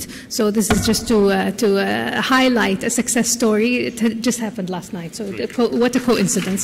Thank you so much. So we touched upon a lot of important subjects. I think we are all acknowledging there is a lot of work still to do. There is some progress that's happening. I think we'll see more and more success stories, and I think Klaus will announce some of them soon as well. I don't know how much time we have for Q&A, but I think if people have some questions, we'll take them from the audience to any of the members of the panel. So I don't know who's going to bring a microphone to you. There's a gentleman here in the second row. Maybe you can just speak loud. Yes, I'm here. Oh. السلام عليكم. تركي تويجري من جامعة الملك سعود. سؤالي الوادي مكة تجربة 40 استثمار مع شركة ناشئة، كم منها حاليا مستمر وينمو، كم منها توقف كنسبة وتناسب؟ النسبة تقريبا خليني أحطها بالتايم سكيل عشان تعرف الريسك وتعرف وين نحن ماشيين. أول ما بدأنا تقريبا بحوالي 20 جزء منها كان من أعضاء التدريس اللي هو ريسيرش تو ماركت. الريسك دائما في الريسيرش تو ماركت عالي جدا، وغالبا البزنس موديل عادة الريسيرش تو ماركت عادة يكون يمكن أصعب ملف دائما نحن نستثمر فيه، لكن من تجربتنا الحمد لله نجح على الأقل في أكثر من شركة، حوالي 5 شركات ريسيرش تو ماركت، فبالتالي نجحنا الملف. الغالبية خلي مش الغالبية، حوالي 50% تقريبا من الريسيرش تو ماركت نجح. نجي لموضوع الحاضنات اللي بدأناها مع الطلاب، وهذه الريسك فيها أعلى عشان الماتيوريتي اللي نحن تكلمنا فيها، وغير كده لأسباب أخرى طبعا كثير يمكن ما بدي أذكرها هنا، الحاضنات يمكن يعرفوها أكثر، لكن الريسك في هذه المجموعة وفي هذه الفئة تكون أعلى كمان من غيرها. إلا اليوم 20 الأخرى اللي نحن اليوم أتكلم عليها اللي هي بقية 40، هذه 20 الأولى تقريبا بدأناها من أكثر من 3 سنوات، والآن اللي مستمرة معانا تقريبا حوالي 8 شركات تمام مستمرة بشكل جيد، والآن هم بيقدموا على بعض الفند أو بعض الصناديق بتيجي وبتتكلم معاهم على أساس أنه يحصلوا على إكسترا فند وإكويتي موجودة. فنتكلم على 40% في الراوند الأول أو في 3 سنوات الماضية اللي صارت فيها الحاضنة. نتكلم على السنة هذه عملنا ريستراكشن، طبعا استفدنا من التجربة اللي مرينا بيها، ويمكن صارت قبل 3 سنوات، يعني عقبات كثيرة الحمد لله استفدنا منها. أنا أعتبرها كل الفيلير اللي صار بالنسبة لنا نجاح، لأنه فعليا الفيلير اللي صار والفشل اللي صار في بعض الشركات هو بالنسبة لنا كانت دروس نتعلم منها، فبالتالي عملنا ريستراكشرنج للحاضنة، عملنا ريستراكشرنج للديل فلو، عملنا ريستراكشرنج كامل لكل حاجة، وأدخلنا أول مجموعة قبل حوالي سنة كانت من 100 وأكثر من 150 طلب مقدم لإنشاء شركات، أخذنا تقريبا ما يقارب النصف فلترناهم بعد كده إلى حوالي 38. اليوم نحن انتهينا ب17. اوكي، فنحن بنتكلم على حوالي سكسس ريت حوالي 30%.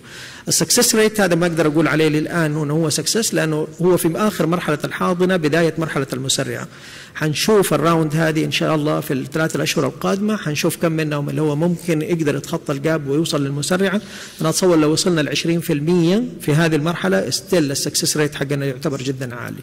أتمنى إنه نحن يعني التجربة دي استفاد منها في حاضنات ومسرعات أخرى وفي جامعات أخرى، لكن قريب إن شاء الله جدا يعني يمكن حينشر في الميديا أول راوند للفي سي فاندنج في الجروب اللي هو ال 17 شركة اللي حتطلع. ونحن الآن مع يعني في انجيجنج مع بعض الصناديق وبعض الانجل انفستور لبحث سبل الاستثمار في هذه الشركات، بما فيهم صندوق وادي مكة اللي هو مؤسس لهذا الغرض، لدعم هذه الشركات، لأنه من باب أولى الشركات اللي طلعت من عندنا نحن نستثمر فيها أيضا.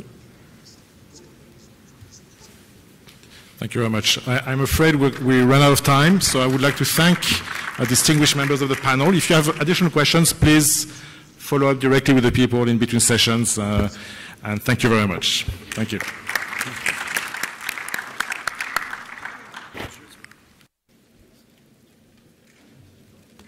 Thank you very much. شكرا جزيلا لرئيس الجلسة والمتحدثين على كل ما قدموا، ونعتذر على عدم إتاحة الفرصة لأسئلة إضافية، ولكن الوقت يداهمنا. حلقة النقاش الثانية لهذا اليوم ستلقي الضوء على الوصول إلى أفضل الفرص الاستثمارية، ويدير دفة الحوار والنقاش في هذه الحلقة الدكتور سليتر تشارلز ماكلين، مدير الشركات الناشئة GSV لابس، وبمشاركة عدة متحدثين منهم الأستاذ نواف الصحاف الرئيس التنفيذي لبرنامج بادر لحاضنات ومسرعات التقنية، والأستاذ خليل الشافعي المدير التنفيذي لبرنامج واعد بشركة أرامكو السعودية، والأستاذ مارون إيفانز الرئيس التنفيذي لشركة نكس كيوبد، والأستاذ إيفون أونوسيك رئيس شركة غوثام ألفا. فليتفضلوا مشكورين ورحبوا معي بالمتحدثين ورئيس الجلسة.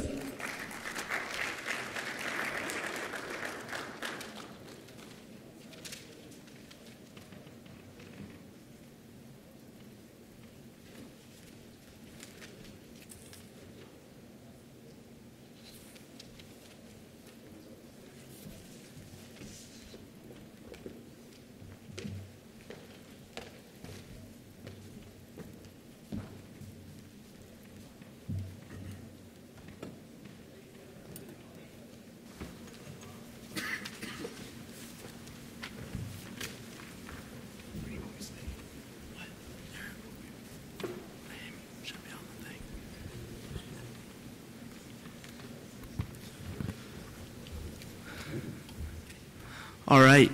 Thank you very much for joining us. I'd like to start by quickly introducing myself. My name is Slater McLean. I'm the Startup Director at GSV Labs. We're a global innovation ecosystem based in Silicon Valley and Boston, and I've spent the last 3 or so years there working with the startups in our community and helping identify new startups to bring into our programs.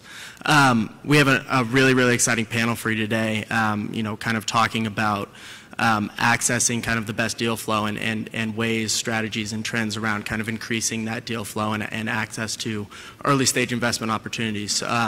But before we get started, I just want to give everyone a quick 2 minutes to introduce themselves, and then we'll dive in.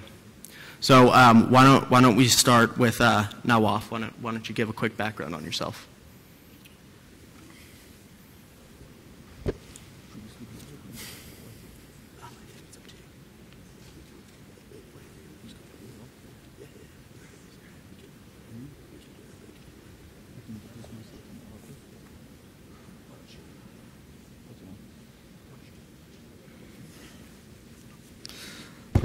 السلام عليكم ورحمة الله وبركاته.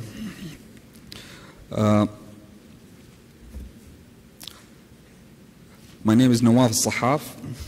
I started my career from KFUPM. I graduated from KFUPM. Then I joined SIDF, which is Saudi Industrial Development Fund, and where I continue my studies in Strathclyde University in Scotland, where I get another degree in international marketing.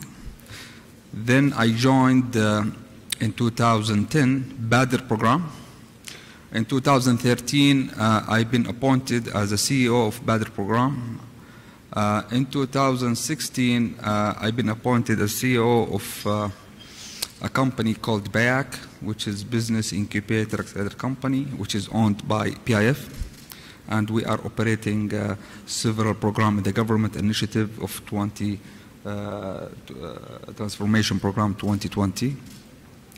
And we are now operating many programs and offering an investment services to the industry. And we are now working closely with Munshaat and other VC actually in the region.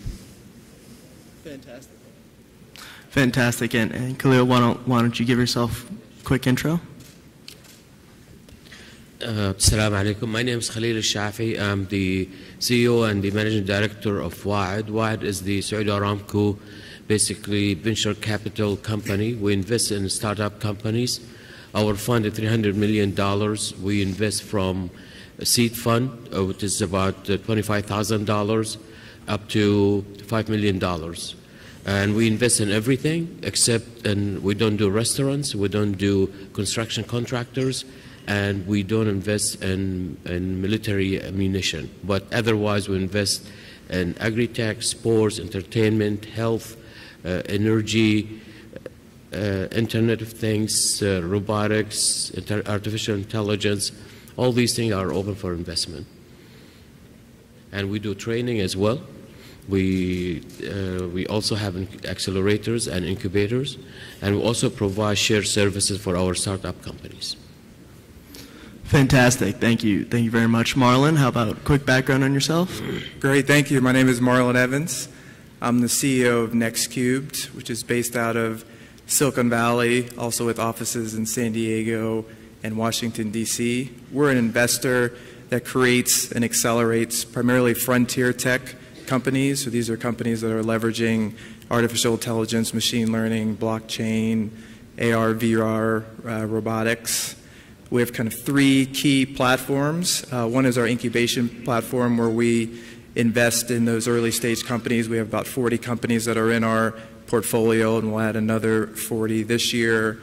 We accelerate later stage companies. So these are Series A and beyond companies that are have capital to bear but aren't quite ready to launch specific departments within their company. So they'll outsource, whether it be a CFO function, a chief revenue officer function, chief marketing officer function to NextCubed. And we also work with Fortune 1000 companies as well as experienced entrepreneurs and help them start companies from scratch. So we go from the idea stage all the way through to help companies to a liquidity event. Fantastic. Evan, why don't you give a quick background? Hi, I'm Evan Onusik. I'm an entrepreneur out of Silicon Valley. I started a company about 3 years ago called Algo, which was teaching computers how to read the news.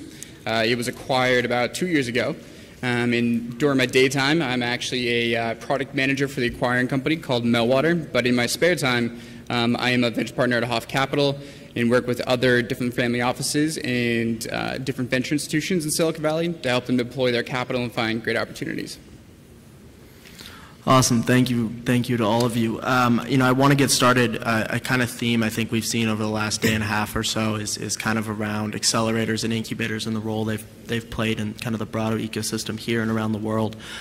So as we're thinking about accessing and finding new deal flow, I kind of want to touch on how accelerators and incubators kind of lift startups up to be kind of prepare them to be ready to accept investment and get them to that level. So Marlon, since you have a lot of background with accelerators, why don't we start with you? Yeah, I mean, I think it's just at a key period for startups, that first kind of 6 to 12 months of the company's existence is often the hardest. And as capital is remaining, getting less risky and wanting to wait until companies have more and more traction, you really need accelerators and incubators to help bridge that gap from when the companies first start to when they're ready to go out and raise some institutional capital.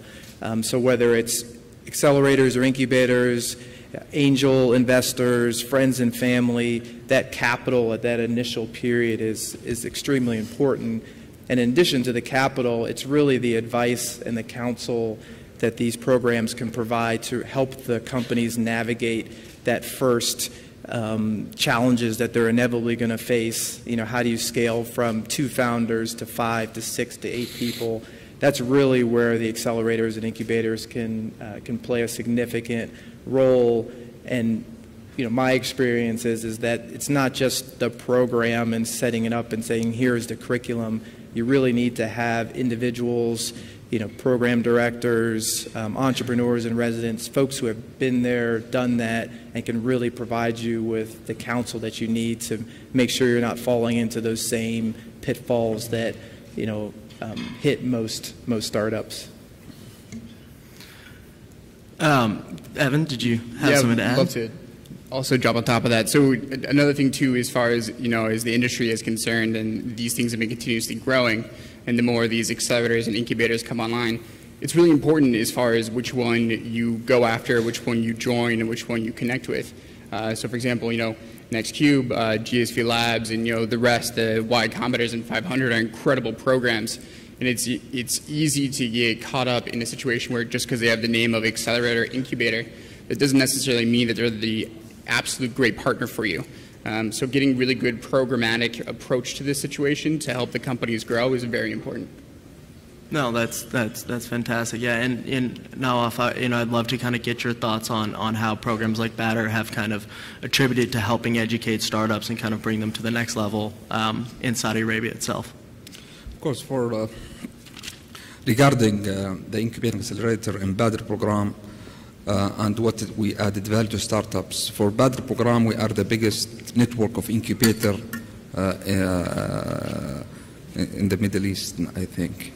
And we are leading the incubator in ArcticNet for 22 countries, starting from 2019 until 2021. So it's 3 years.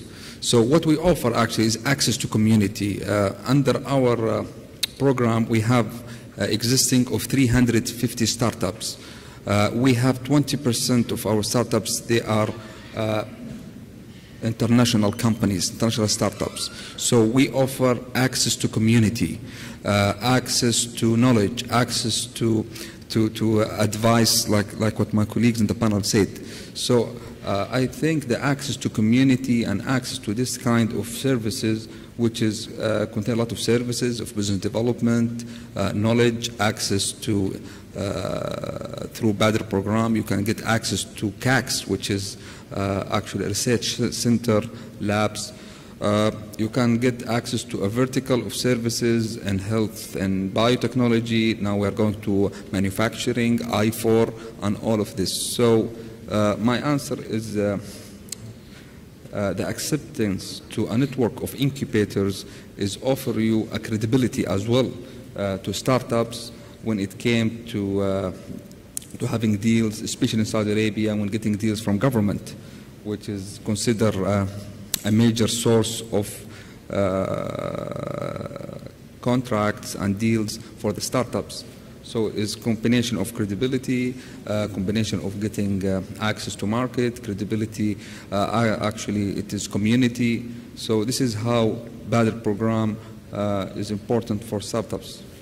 No, thank you very much. And Khalil, you know, I'd love to get your perspective as, you know, someone who's actively investing in startups in Saudi Arabia, and what kind of these accelerators mean to you as a source of deal flow, and how they kind of help you find the best companies. Yeah, sure. Wadi started in 2010, and there was perception like there are so many startup companies and entrepreneurs, they just don't have fund. So when Wadi started, our focus was mainly on the fund. And then we find out we have the money, but we don't have companies to invest in, quality companies. There is a lot of flow of deals, but they're really not good quality. So we decided, okay, we need to collaborate with the incubators in the kingdom, like Batter, Wadi Mecca, Wadi Riyadh, Wadi Jeddah, and 9/10, and so on. In addition, we build our own accelerators and incubators. And then we find out, okay, you have all these physical location, but you lack the meat of that, which is who's going to mentor those startup companies. So we form our own innovation ecosystem forum, and we started in 2016. We were 10, and now we are 340. Consists of members from all aspects of the community: academic, government people, lawyers, investors, founders of companies, young people, just whoever want to learn something about entrepreneurs or start up a company, they are welcome to join. And that's kind of what we were doing. So recently, in last year, we hosted our first hackathon to really bring the whole idea as well. We have 2,000 applicants. We accepted 150, and 70% of them were ladies, actually. And they were actually, most of the ladies were the hackers, and not the opposite. I mean, always people think like the men are the hackers and the ladies are providing the administrative support. Actually, it was the opposite. And actually, many of the winners, they were all lady team. Mm-hmm. So we can see the female. I think the female are better entrepreneurs than the male because they are more focused on the subject. Males, they always try to do too many things because they're distracted by their friends in the market. So they start something, doesn't work. His friend tells him, "Why are you doing this? Come work with me on this." And then they leave this, work on that, and so on. So sometimes not having that access actually help to focus on subject and keep going at it. We don't stop there. The winners got 150,000 riyals. We have 9 winners, 9 teams. That means in each team there were about 5 people. There were 45 winners, and each team got 150. Now we're establishing a 12-week program to incubate all these teams. So we have now almost 50 teams coming on board. Mm-hmm. And so when we see a problem, the last thing I want to do is say the government need to do something. I'm really totally opposed to always expecting the government to do something. I'm more excuse me, I'm more with JFK. What you can do for your country, not what your country can do for you. Yeah. And that's how we approach all our problems. No, I think that's really, really interesting. And you know, I'm curious, I kind of want to dive into a little bit on how kind of universities play in this, but before I get into that, you know, I'm curious as to where you're finding the folks that are participating in these hackathons and kind of joining these accelerators. Are they coming out of universities, or are they coming out of, you know, where are they coming from predominantly? The majority, I mean, when we have our hackathon, the average age was between 16 and 27. Gotcha. So we have people from high school, universities, and people who just graduated from universities. Most of our startup companies, the average age is about 27 as well. So they're all the young generation. They are the one who pursuing it. Gotcha. Yeah. Gotcha. And are you seeing that universities are kind of, you know, helping the younger generation kind of get the education they need and kind of the entrepreneurial bug when they're kind of going through them and coming out of them? What we see universities trying, but universities are more academic. Gotcha. So it's like they say, if you are a hammer, everything looks like a nail. Mm-hmm. So if you are a university professor, you think you can fix all the problems by giving courses and seminars and more courses and seminars. Well, actually, it's not. The entrepreneur is more of hands-on. Like you know, you need instructors or professors or teachers who actually invested money, their own money, so they know the pain, and they are or founded companies, so they know the psychology of starting a company is not a hobby. Yeah. And the problem is the university teaches like a hobby. Like if you take a course, you can run out and start up a company. It's wrong.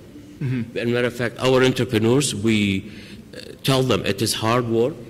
It is a long marriage. If you don't like her, don't marry her from the beginning. So you need to love the company. You need to love what you're doing because you're going to live with it for 10 years. Yeah. So you better know that this is what you want to do and you can do it.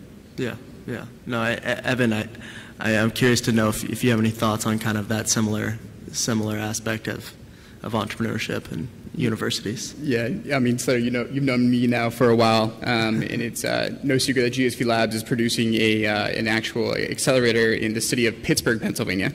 And a lot of people wonder, you know, why Pittsburgh?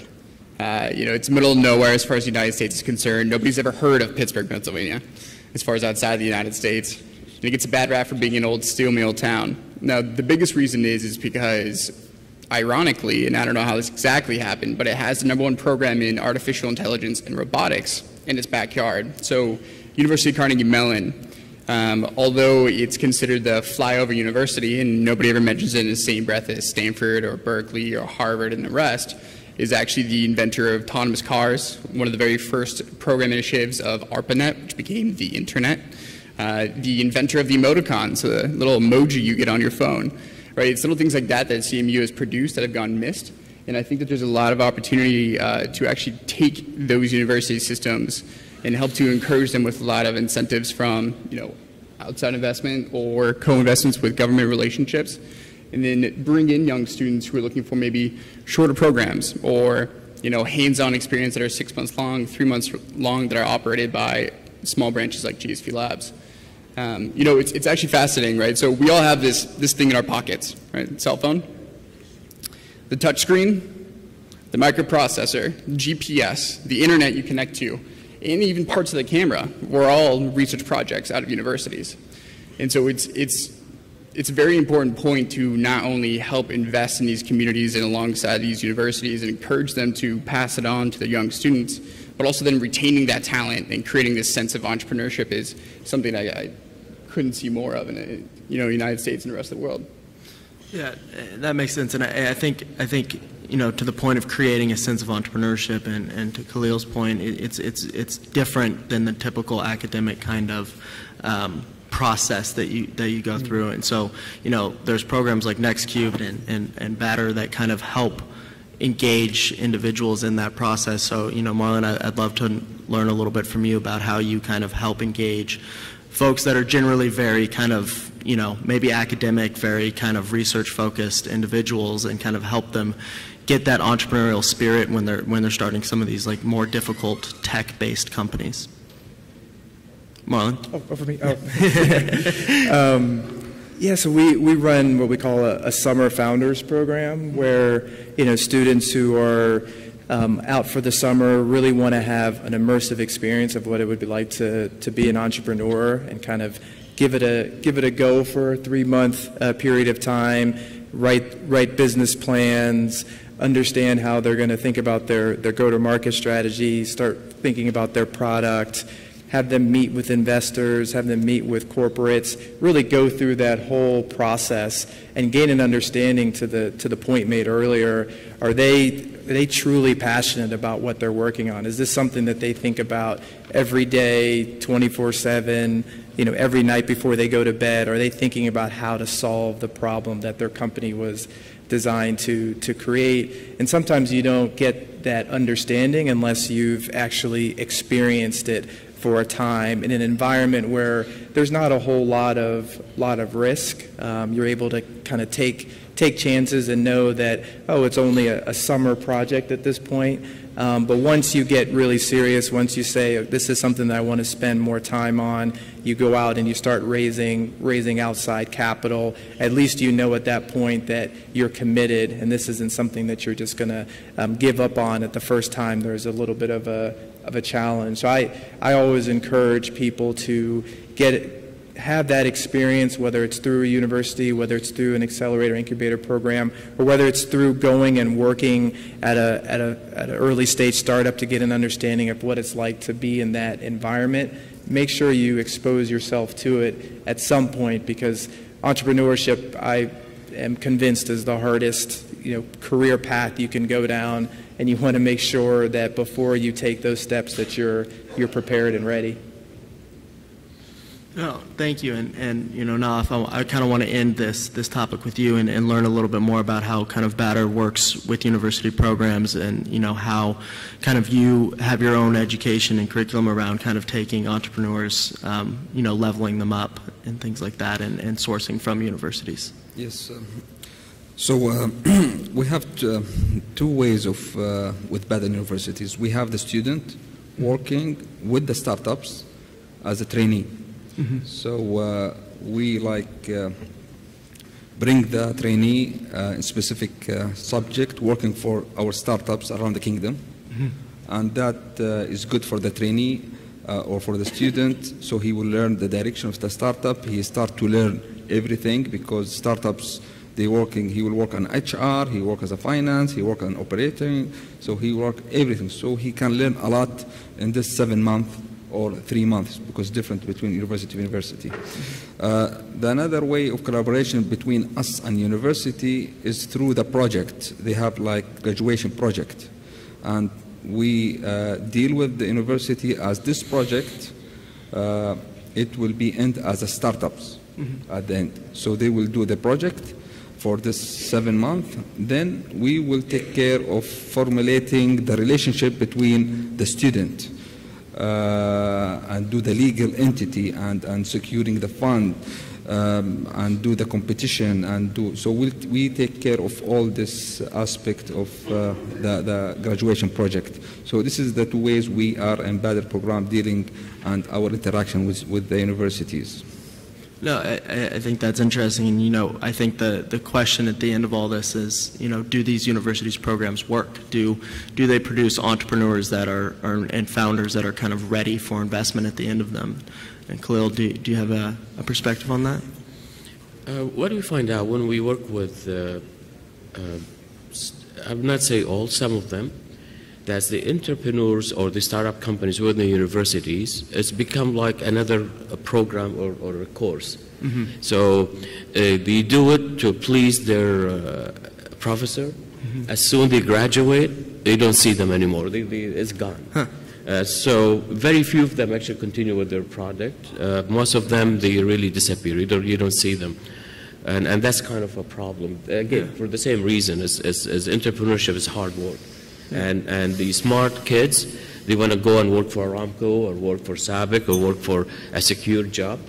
So in other universities, the smart kids, they are the top 1 or 2%, they are the one who's starting up the companies. Yeah. But here, actually, you lose them to the market, to working for big companies or for whoever pay them higher salary. They are not into starting up a company, and you don't blame them, because statistically, if you have a job, you do better than starting up a company. The failure with a startup company is much higher than finding a job and starting a family. So you have this dilemma in the market. It's not easy. Yeah. So it requires a lot of work. So when you see the entrepreneurs who work with us, they really sacrifice until they get their product through. And the only reason they continue working on it, because we have this notion that if some company has a problem, let's bring entrepreneur to fix it for them. It doesn't work. Zero success factor, because you need to be passionate about that problem to spend your time to work on it. So most of the entrepreneurs who work with us, actually they're passionate about their problem. Like we have one guy who was working with us in our incubator. His son has what they call it, like Down syndrome, and he took his kids to different schools and is not benefiting. So he basically quit his job and he said, I'm going to do it myself and work with other people. And that's what he has been doing for 2 years, developing games, programs. So the kids not just go to school for 3 hours or 4 hours and come home and do nothing. They see like whatever he does in 3-4 hours, when he come home, he forget everything. So he's working and developing this program because he's passionate. And you see him every day working, coming and working and sacrificing. And that's hard work. And that's what we try to teach our entrepreneurs. If you have to be passionate, and you have to have the skill to do it. Yeah. Being passionate by itself is not going to make you get you there. Yeah. No, I think starting a business is one of the hardest things in the world, and without that kind of core passion, it's something that is almost undoable in a lot of ways. So, to kind of dive a little bit deeper on that and things like that, you said the average age of a lot of the founders that you work with is 27, and I think in Silicon Valley we see the average age of a lot of the folks that we work with as kind of on the 30s, late 20s, early 30s. So I'm curious, where are you seeing kind of are these folks going and working for Aramco, working for some of the big companies, and then coming back to entrepreneurship? And how do you use programs and accelerators and incubators to get them to kind of refocus on entrepreneurship after they've gone and they've kind of done the corporate thing and made a little bit of money maybe? Well, some of them actually, when we work in the corporate, again, the corporates have also their own problems. Like, for example, some of the companies, if the employee, let's say, start up something really new and cool and can start up a company from it. We, even if it's Aramco employee, even though we are a subsidiary of Aramco, we cannot invest in that person unless he quit. Interesting. Because of conflict of interest. Yeah. And then you say quit, they don't want to quit. He has a secure job. He knows when is his vacation. He knows he gets his salary on the 29th of every month. So everything is there. So we're trying to come up with the new programs with Aramco. I mean, it's not confirmed yet, but we are proposing to the company that's the entrepreneurs will get like 3 years X time, like no pay. Yeah. And so he work on his project. If it did work, he doesn't need to go back. If it did not work, he will go back with much smarter and much more capable. He knows the business market now. He knows what it takes. He learned finance. He learned technical. So he actually would be much better employee for the company than if he just continue with the company. So we're trying to address all these issues in this kind of perspective. Yeah, no, I think that's really, really interesting. And, you know, Marlon and Evan, I'd love to kind of get your guys' perspective on that from the Silicon Valley ecosystem and, you know, how we see folks go work for, you know, the big tech companies and then kind of switch into entrepreneurship. Go for it. I think that, you know, the points that you hit on are actually very much so very important about the notion of, you know, de-risking failure. Especially in developing communities like this, I can only imagine that the risks as far as leaving your job and having the opportunity then eventually come back to it makes it far easier than leaving your job and never having that door again. I think it's a massive component to things that you're doing in a region. I definitely want to see more of that. That'd be amazing. But as far as Silicon Valley is concerned, I mean, like, I feel like most entrepreneurs have that wild story of how they show up in Silicon Valley. You know, I started a hacker house when I first moved out there, which was basically a house in downtown Palo Alto, Silicon Valley, 5 bedrooms, crazy rent. And we packed that thing with 17 to 20 kids who were all eager to be entrepreneurs. And it was basically like how we paid the rent, because I moved out to the valley with, you know, $100 in my pocket. And part of that scrappiness is kind of what we always kind of instilled, but with the support systems that we have built into the valley, you know, as far as a really strong community to help each other and grow and learn. And if you do fail, you know, it's not the end of the world. There's ways for you to get employed or ways for you to find new footing. So, you know, harp on the notion of finding another opportunity afterwards. I think it's very important. I also know of plenty of guys. So one of my roommates actually, Eric Simons, he's known as the AOL squatter. And he moved out for an internship with AOL and ended up sleeping on the couch after his internship was over, showering in the gym, you know, eating from the cafeteria because they never took away his pass, and living there far past his internship to build his company until eventually he was kicked out.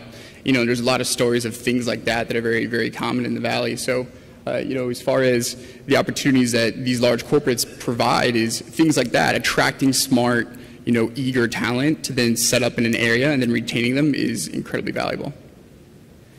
Yeah, and I would just add, I mean, if you think about many of the amazing companies that have been formed out of Silicon Valley, oftentimes these are founded by individuals who came out of, you know, back in the day it was HP and it was, you know, Intel, and now you have more recent companies like, you know, PayPal and, you know, where the founders of those companies, or the senior leadership of those companies are going to found companies like, you know, Tesla and Netflix. And so corporates have a really huge role to play in inspiring that entrepreneurship within their employees, because these are the individuals who are going to go out and then start the next great big company. So as an investor, I'm always looking to see, you know, what types of experiences has the individual had, not only from an entrepreneurship perspective, but have they worked at Salesforce, have they worked at Cisco, have they worked at some other companies, to really understand, like, what does that end vision look like? What does it look like when the company is at full scale and growth? Not only can they get a vision of what it's like to start a company, but how do you scale and sustain a company's growth? So I think that experience is invaluable, and to the extent that large corporates can foster that sense of entrepreneurship within their employees, I think you'll start seeing, you know, more and more opportunities here in Saudi to have companies spawn off of other companies. Yeah, no, and you know, to kind of close this point out and off, I'd love to get your perspective on how Batter kind of works with large corporations and things like that to attract these types of entrepreneurs that are kind of coming out of working a corporate job. Yeah, we have a program called High Impact Entrepreneurs. So we go to a targeted companies, and we have this agreement between Badr program and this company, and we say this is a 6-month program where the company they should not stop their salaries, and we enroll them in this program for 6 months, and at the end of this 6 months we will have this product, and the company they will have equity in these startups. And we are going to fund the prototyping process of this 6 months. This is good for the company because those talented people, the company, they don't want to lose them because usually they are really good. However, and they have hands-on experience and problems, they see it in the production or in the companies. So this is the program we have, and we call it High Impact Entrepreneurs, and it's doing really well. No, that's really, really cool. And Slater, before we move on, I would like to add just one last point. You know, we always think of Silicon Valley as this large area with all these incredible companies and it's flourishing. It's very hard to forget that the history of Silicon Valley is it used to be a farm town. You know, 50, 60 years ago, you could throw a rock and you wouldn't be able to find even a road. But now it's built up this large area and huge industrial complex from the notion of literal government investment. If it wasn't for NASA's Jet Propulsion Laboratory or, you know, Ames research centers across Silicon Valley in general, we wouldn't have the opportunities we have today because all those things attracted, you know, really smart talent that then branched off. And so it actually reminds me very much similarly to the 2030 initiative, where there's this huge movement from, you know, government to corporate to try to drive really international communities into the area to help them set up, you know, long term. Just want to jump on top of that. Yeah, no, I appreciate that added point. I think it's really, really interesting. You know, we're kind of nearing the end of the panel, but the last kind of piece I'd like to touch on is, you know, we've talked about accelerators, we've talked about incubators and corporates and universities as being kind of really prolific sources of deal flow, but, you know, where are we missing? You know, where is the deal flow going to come from that we're not thinking about? You know, where is it going to start coming from in the future, or is it going to come from anywhere else other than corporates, accelerators, and things like that? Clue, you want to start? Sure. Yeah. So what we're doing right now, I mean, when we started, we were focusing only in Kingdom, and we found out like the quality of deal flow is not that big. But then if you look at how ecosystems are developed and everywhere, in Silicon Valley, in Boston, Cambridge area, Austin, Texas, it's not all Americans who lived in Silicon Valley, they are starting companies there. They are all coming from all around the world and starting up there. So what we're planning to do, and also working with the Munsha'at as well, provide the easy access to come in. So we're working with companies who are willing to set up base in Saudi. Mm-hmm. So we work with them, get them the certification they required, and we fund them as well to start up their companies or set up a base here, and to train the Saudi professionals who want to work with them. To me, it's like you know, when we have a soccer team, you bring people internationally, so elevate the quality of your players. So we're doing the same thing. We're bringing those high-quality startup companies. They bring their own people from Silicon Valley or from Cambridge and position them in Saudi, and take the Saudis to Silicon Valley that they hire, train them there for 2 to 3 months with their big team, and then bring them back again to actually become the people who are running the local offices. It's cheaper for them that way, and it's also it will build on what we want to do in the future. So this is something we're working on. We have we sign up an agreement with Sagia that any of these companies, SAGA, willing to give them their certification within 2 days. And actually, we did bring companies, and they did give them certification in 2 days. And Munshat also building up, like from their co-working space, that from the visa point of view and all this, speeding up the process and allow them to work. That's kind of things we are doing to bring things in. Yeah. No, I think that's incredible. I think it's a really interesting perspective to take on that. Marlon, you have any kind of thing to add to where we might start seeing an influx of sources of investment opportunities over the next couple of years? No, I mean, I think right now we've touched on the key areas, the universities, the corporates, through the incubators and the accelerators, and I think just to follow up on that point, getting that kind of cross-border exposure, which I know is integral to GSV Labs and the idea of the global Silicon Valley, but bringing companies from all over the globe to Saudi to get that exposure from those entrepreneurs, those corporates, to give an understanding of how they've built things, and then vice versa, having students and entrepreneurs come to not just Silicon Valley or in the U.S., but going to other hotspots around the globe. That kind of cross-pollination is just really important and critical to fostering the sense of a larger community. Yeah. I think that makes a ton of sense. Nawaf, do you have anything to add to that, where you think you might start seeing some of the best deal flow beyond kind of the typical places? Well, as I said, for us in the incubator, we have communities, and we open up now. Saudi Arabia is open up the startups environment by having entrepreneurial visa from SAGA, and now we are going to see more and more of international startups accessing the region through Saudi Arabia, and we have a long waiting list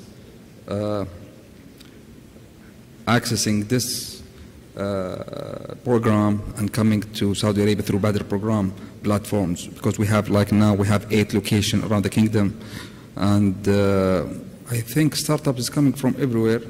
We have from Europe, a lot of startups coming from Arab region, of course. We have to manage this because we want to have mixed environment, mixed culture. But I think startups coming from China, it's coming from Middle East, and some of Russia. We have Russian startups in Badr program. Now we have 26 international startups in Badr program. Yeah. No, I think that's all great. I think, really internationally is kind of the theme of everyone's conversation here is really we're going to see a lot more international activity and kind of the global startup ecosystem open up over the next couple of years, which I think is spot on. One thing, yeah, please. We're not focusing on again the we need to have international people here. Mm-hmm. It's more focused on the product or the company. So we're in Saudi Arabia, we lack the startups in robotics, or artificial intelligence, or machine learning. Mm-hmm. So these are the companies we are focusing on to bring to Saudi. Gotcha. Not the traditional startups, online retail, because mm-hmm. anybody can do that. I don't need to bring people here or any of that. So that's kind of the focus we're trying to do, because we find out like a lot of the local universities, they still lack the graduating people or students with the focus on the future. What we see 10 years from now, this is the future, mm-hmm. and that's what we need to focus on right now to be there in 10 years. Yeah. No, that makes a ton of sense. It's definitely. Well, I think with that we're about out of time, and I'd love to open it up to questions from the audience. So how about right over here in the. I don't know where the microphone is. Might as well just speak up. Right down here, in third row, maybe.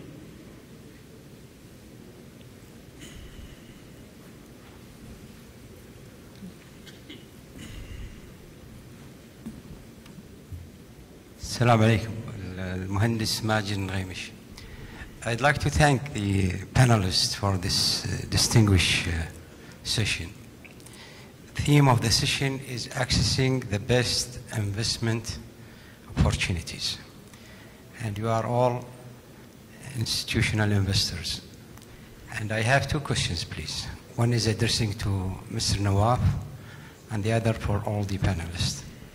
Mr. Nawaf, you mentioned in your network that you have 350 startup companies, and 20 of them is international startup companies.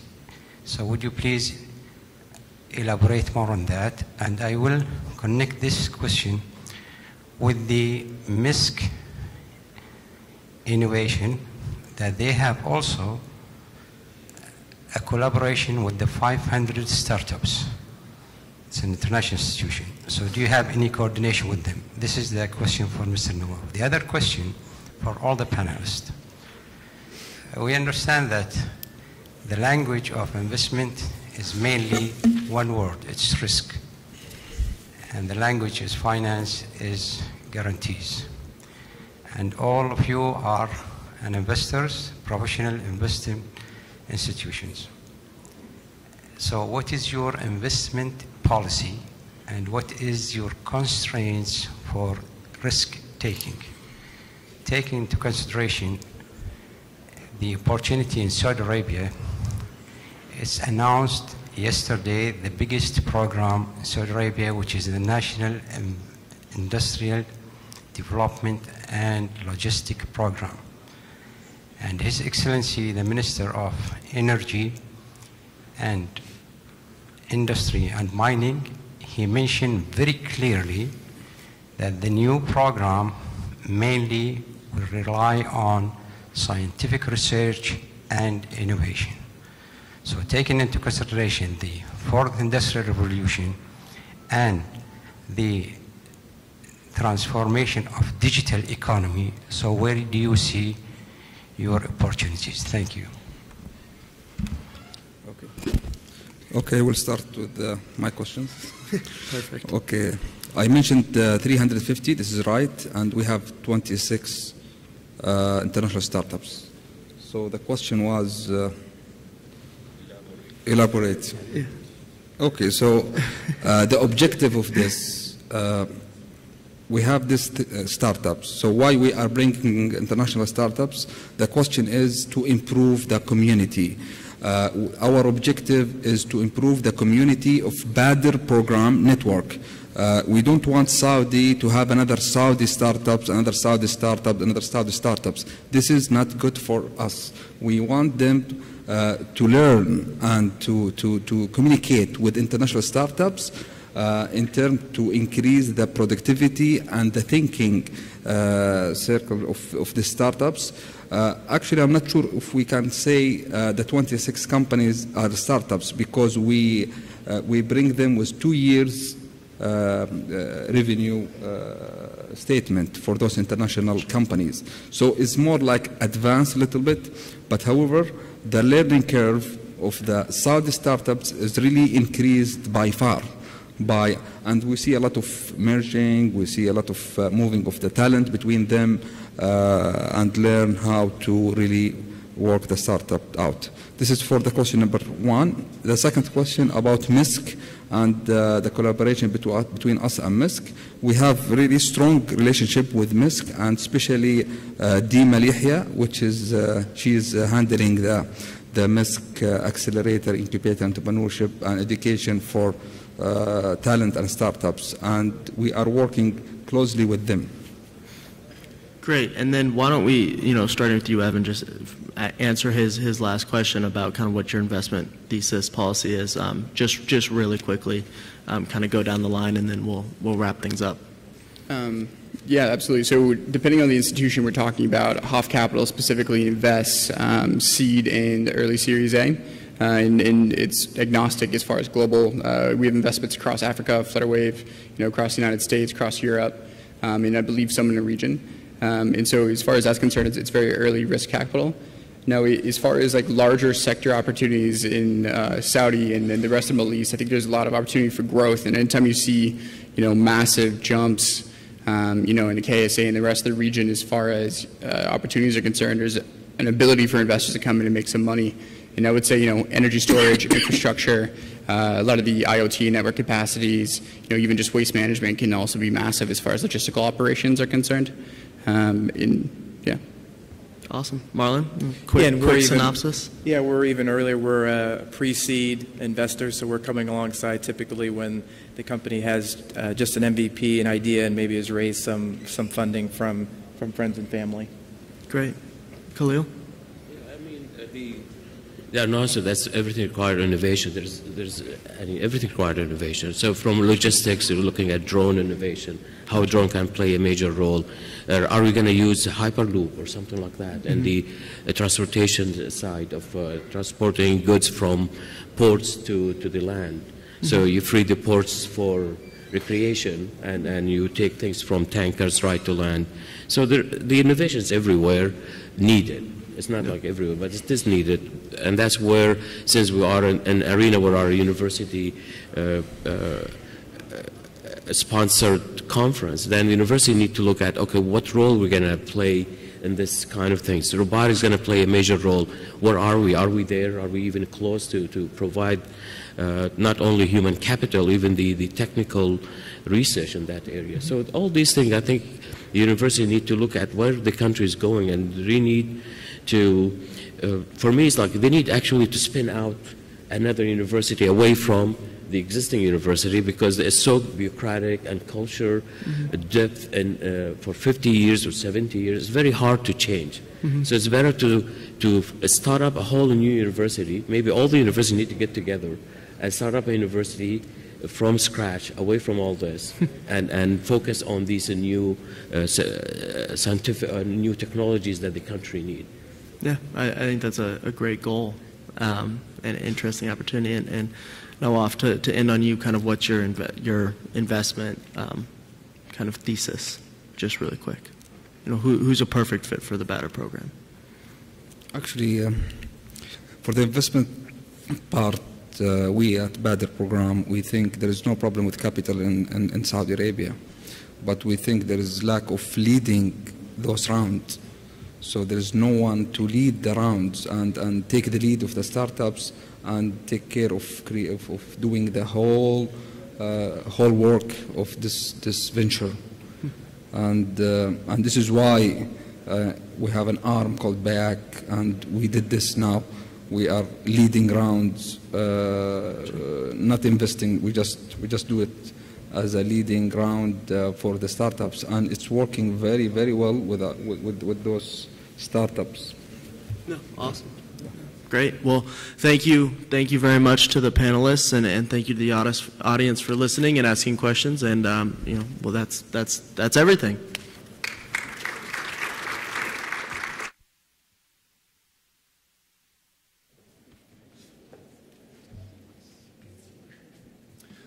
Thank you very much. Many thanks to the panelists and to the chairman of the session. حضورنا الكرام، والآن يسرنا أن نبدأ حلقة النقاش الثالثة لمؤتمرنا هذا، وهي بعنوان أهم الاتجاهات العالمية للاستثمار الجريء. ويترأس هذه الحلقة الأستاذ سيث إدوارد هاوبن، المدير العام لGSV لابس بوسطن، وبمشاركة المتحدثين الأستاذ لوبن بامبولوف شريك شركة GSV لإدارة الأصول، والأستاذ براين سكيري شريك شركة رابتشر كابيتال، والأستاذ ريتشارد هاريس رئيس الاستثمارات المشتركة بشركة جي سكويرد، والأستاذ ريان سندي مدير التمويل الجريء بهيئة المنشآت الصغيرة والمتوسطة. فلنرحب بهم جميعا.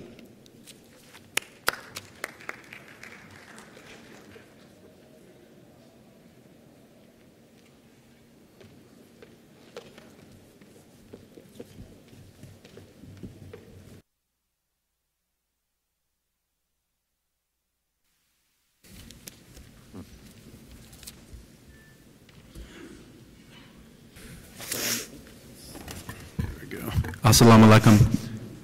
First, just like to say thank you to Dr. Khalid and Riyadh Valley Company for putting on this great event, their exceptional hospitality, and for inviting us to speak here today.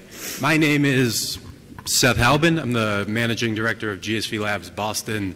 As Slater mentioned, GSV Labs is a global innovation platform that helps accelerate startups and connect corporations and investors to the most innovative technologies of tomorrow. We have a great panel today on the top trends in venture capital investing. This is a fun topic where we'll cover and discuss the trends of tomorrow, and with the goal of hopefully kind of best identifying what opportunity looks like today as well as in the years to come. So we're extremely fortunate to have a world-class panel with both a global and regional perspective on investing. The portfolios of our panelists include cutting-edge, early-stage technology companies, global sports brands, AS Roma, the Boston Celtics, as well as blue chip technology companies, Uber, Airbnb, Spotify, Palantir, SpaceX, and many more. So before we get started, we'd just love the opportunity to give each panelist a minute or two to just take a moment and introduce themselves and their background. Lubin. Thank you. So I'm Lubin Pampulov, co-founder and partner of GSV Asset Management, based in Silicon Valley, and I'm actually based in Paris. GSV is investing in emerging growth private companies around the world. We have about $1 billion under management, and we look at disruptive and innovative industries such as education technology, sharing economy, cloud computing, AI, and kind of all within that. Right. Morning. Brian Scarry of the Raptor Group. Raptor is a Boston-based private investment firm backed by the family office of Jim Pilata. Jim comes from a very successful hedge fund background.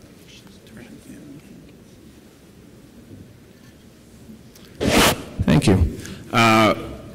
Raptor today has a portfolio of close to 100 investments, many directly and a handful of funds. We invest in media and sports companies, as Seth alluded to, Italian football club AS Roma, American NBA basketball team Boston Celtics, healthcare, real estate, financial services, but almost everything we do, I feel, has a technology element. We're very much early stage tech investors, which makes me very excited to be here today, and I want to thank Seth and his team and RVC for inviting Raptor to participate. Hello, thank you, RVC, GSV, and Saudi Arabia. Richard Harris, I'm a partner with G Squared. We're considered, a multi-billion-dollar fund manager. We've invested into companies that Seth mentioned before: Spotify, Airbnb, Lyft, Uber, Postmates, Pinterest, and it goes on. We invest differently than our growth investing peers, meaning that we do provide growth capital, but we also try and solve a problem that our companies are facing. I think one of the panelists earlier, Craig, he mentioned something about the company staying private longer, which is creating several, problems for companies that are going into 10, 12, sometimes 15 years. So the way we invest our capital is fundamentally different, but we hope to add a service to these large late-stage growth investors. We're on our 4th fund, and we invest around $500 million to $1 billion a year. Good morning and thank you, شركة وادي الرياض. اسمي ريان سندي. I work at منشآت. Actually, right now, the Saudi venture capital company, which was created earlier this year, the head of the co-matching fund, where we co-match with angel investors, venture capital, maybe, and also accelerators, especially at the early stage, seed and pre-Series A, sometimes Series A.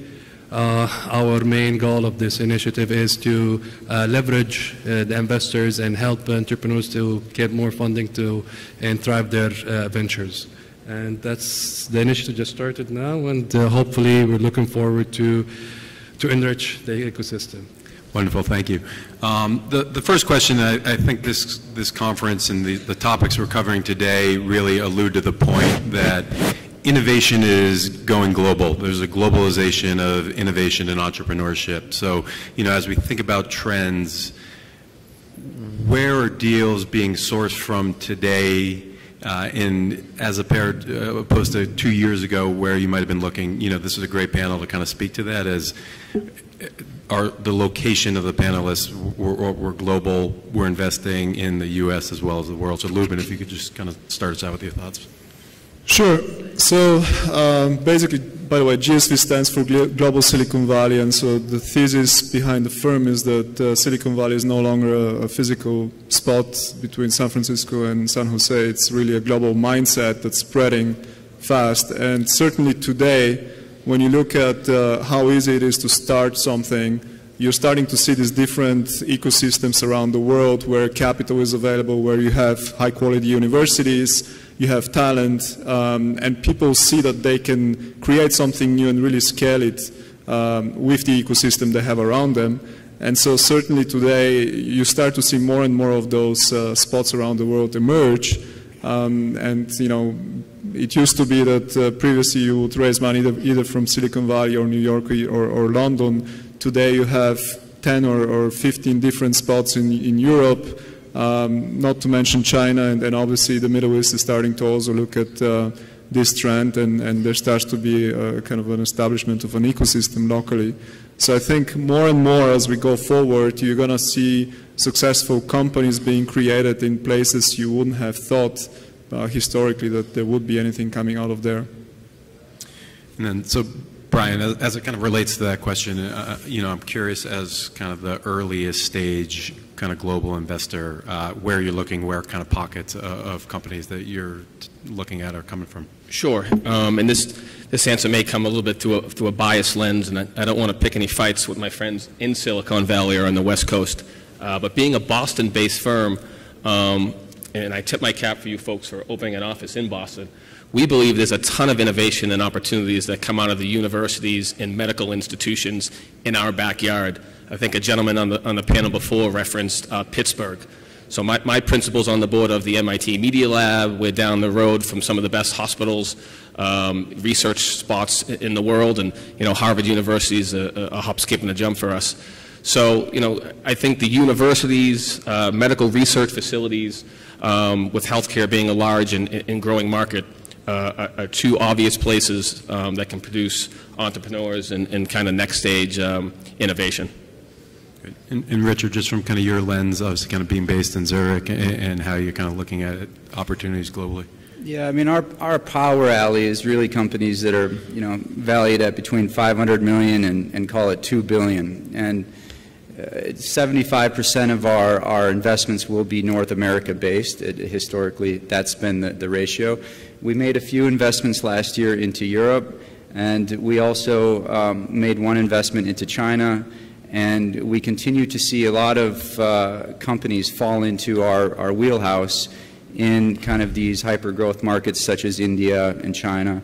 And we also have started to add a few companies from the GCC on our radar that we're starting to track. Wonderful. And Ryan, as it relates to kind of the local market, I'm curious if, from 2 years ago to today, is there a trend in terms of cities, regions that you're seeing opportunities come out of? Actually, it has changed a lot in the past 2 years.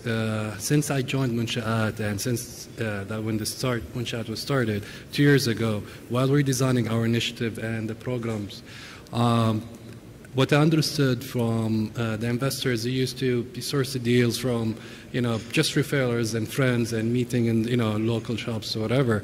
Right now, after 2 years now, they started, and I'm seeing most of the deal flow comes out of accelerators, because the number of accelerators has increased, come out from universities as well, incubators, more of like institutionalized, better than 2 years ago. Not as that quality and volume as the globally, but I can see that there's a trend, and I I can assure you guys, like the next 2 to 3 years, it'll be a lot coming out from that in terms of quality and quantity comes from accelerators and universities. That's exciting. Yeah, thank you. And, you know, so kind of moving on from the globalization trend to the technology trend.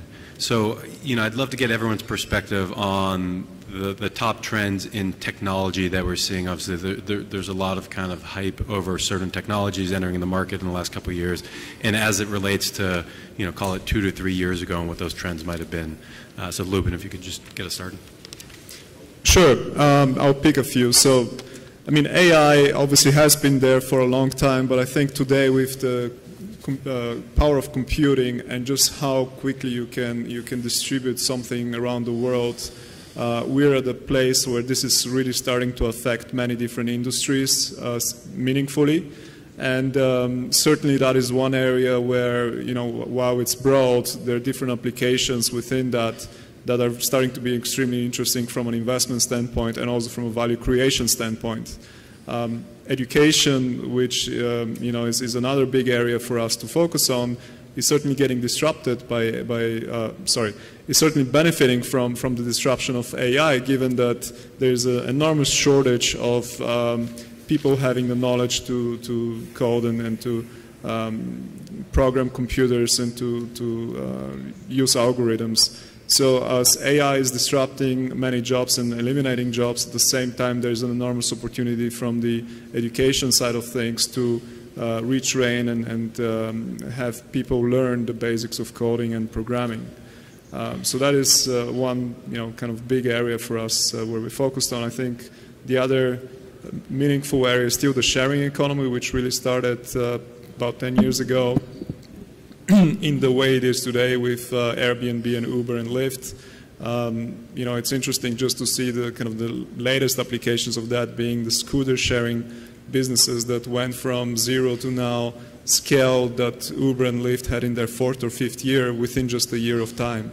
And it's, you know, you're starting to see some incredible pace in the way that companies are getting created and services are getting adopted.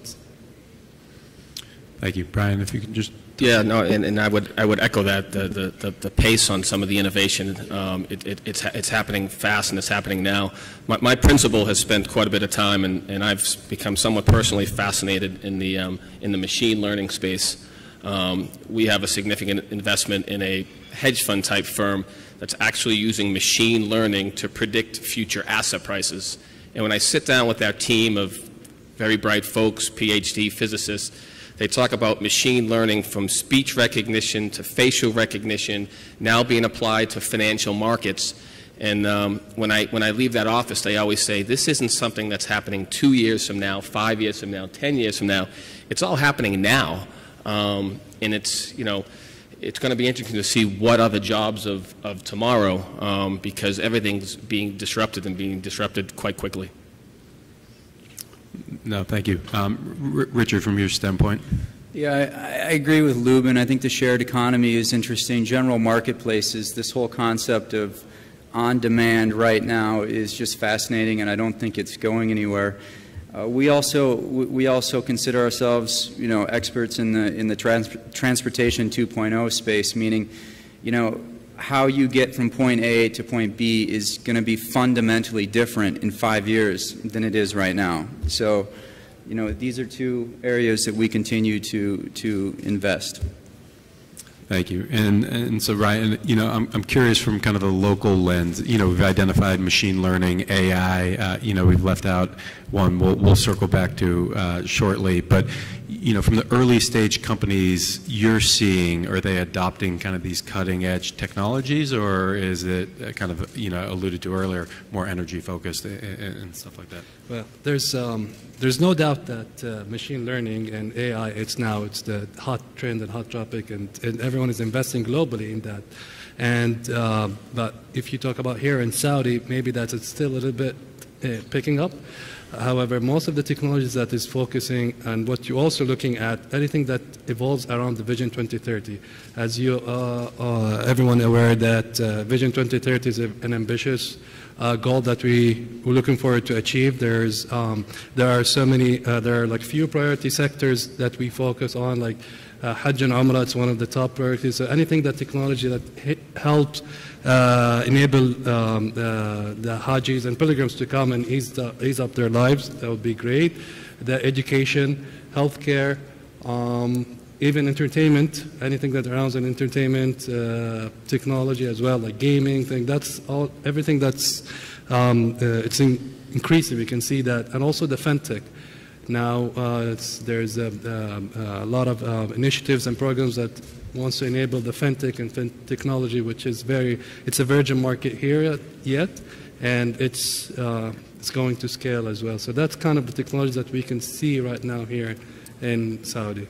Awesome, thank you. And you know, we're not moving on yet, as I feel like one was left out. But blockchain, you know, how are we thinking about it? Obviously, you know, it's been a roller coaster over the last year or two, and kind of where it plays in the technology trends and kind of the, you know, the opportunity to change markets, but where does it stand? So, Ryan, if you could kind of get us started with the local lens, and if we're seeing anything kind of being done in blockchain, crypto, uncrypto related.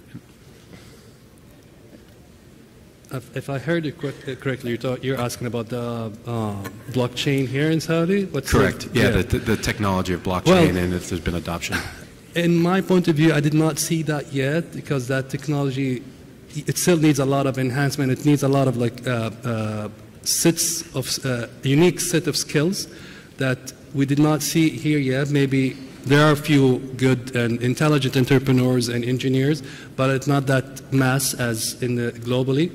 But in related to fintech, there's a lot of young people are very adaptive to that technology. They have super information and background about the blockchain and how to use it globally. But here, maybe also the regulation is not yet adaptive as the globally, but it's picking up. But you know. Awesome. Thank you. And Richard. I also was going to say, you know, expanding on blockchain, just the notion of big data, which, you know, one would argue that oil drove the last century in terms of, you know, innovation and value, but big data arguably will be the next generation of, you know, as information will become more and more valuable. And you know, machine learning, AI, blockchain, it all has to do with collecting data.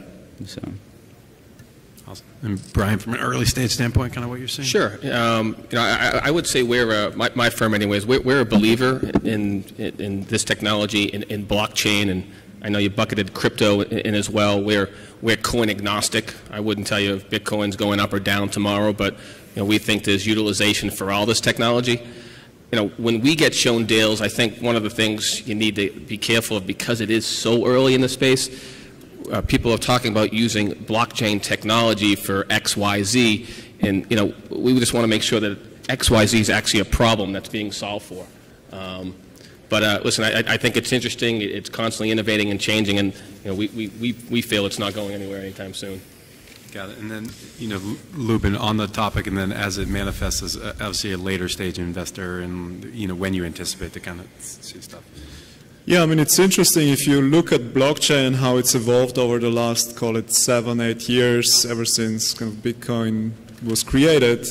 It certainly shows a very similar pattern to the internet in the early days, where you had the hype phase up until a year ago, and now you're kind of in this settle back phase where a lot of, I would say, noise and also trash gets filtered out.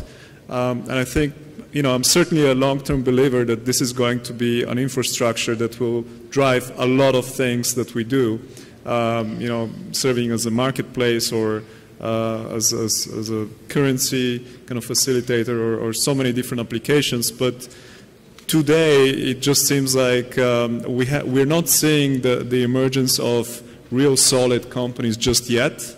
At least, you know, that's how I feel. And we are certainly very focused on being smart about who are the companies to focus on, what are the specific applications of blockchain we should be looking at. And I'm starting to identify when those really start to gain some real momentum. Wonderful, thank you. And as we kind of talk technology, I just want to dig a little deeper on kind of AI. As this is a technology set that it can have in the years to come just tremendous effect on the current workforce and kind of where it goes from here. And I think the recent stat has an opportunity to kind of disrupt $33 trillion of kind of employment activity. So, I'm curious, as you see the trend of AI kind of being deployed and what that means for kind of the workforce of today as well as tomorrow. Lubin? Well, it's on one hand it's scary because the pace of disruption is increasing. It's getting faster. Companies are looking at ways to react, and obviously, if you look at Amazon and the thousands, it's like tens of thousands of robots that they employ today, which 10 years ago used to be workers. So in one way, it's really scary, and that's why there is an enormous problem, but at the same time a very strong opportunity for readapting the workforce, for retraining the workforce, for making sure that students, as they come out of college, they're actually getting prepared for jobs that will be relevant in the next 5 to 10 years. The problem today, in universities in the US is over 50% of students come out of college and they just learn something and spend a lot of money on, which is not relevant to what they're going to do. So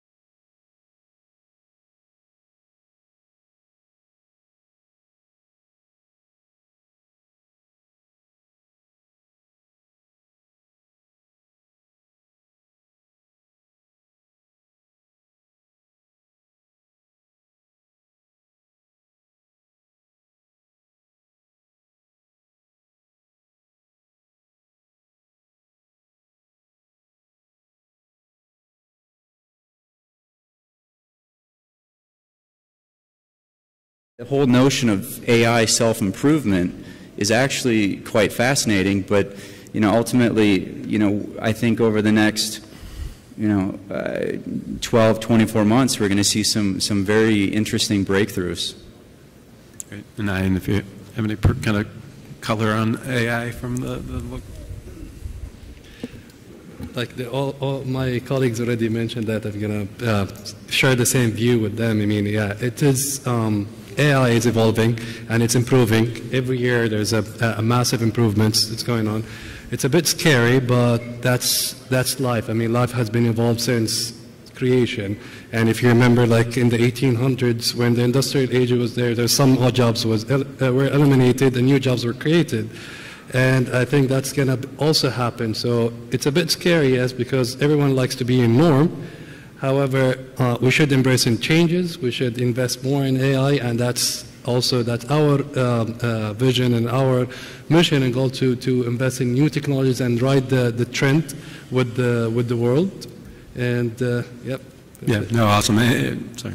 Yeah, just as I'm thinking about it, when you consider, the self-driving car, obviously it's driven by AI, and the problem it might solve in the next 20 to 30 years. So cars today are used about 2% of the time, and 98% of the time they're actually standing parked on the street. Therefore, cities are built, with a lot of streets, with car parkings, and that's a typical city today. Think about what will happen once you have only self-driving cars that will be used permanently through platforms like Uber, Lyft, and Kareem, and all the others. And then suddenly you start to reduce the parking because you won't need that many more cars. It's going to be much more efficient, and suddenly you can have a totally different way cities get constructed, much more recreational and much more improved for life. So. No, makes sense, and thank you for kind of the input. So, to kind of summarize, it sounds like it's a little frightening. There's tremendous opportunity, can do a lot of good, and robots aren't kind of taking over the world anytime soon, hopefully.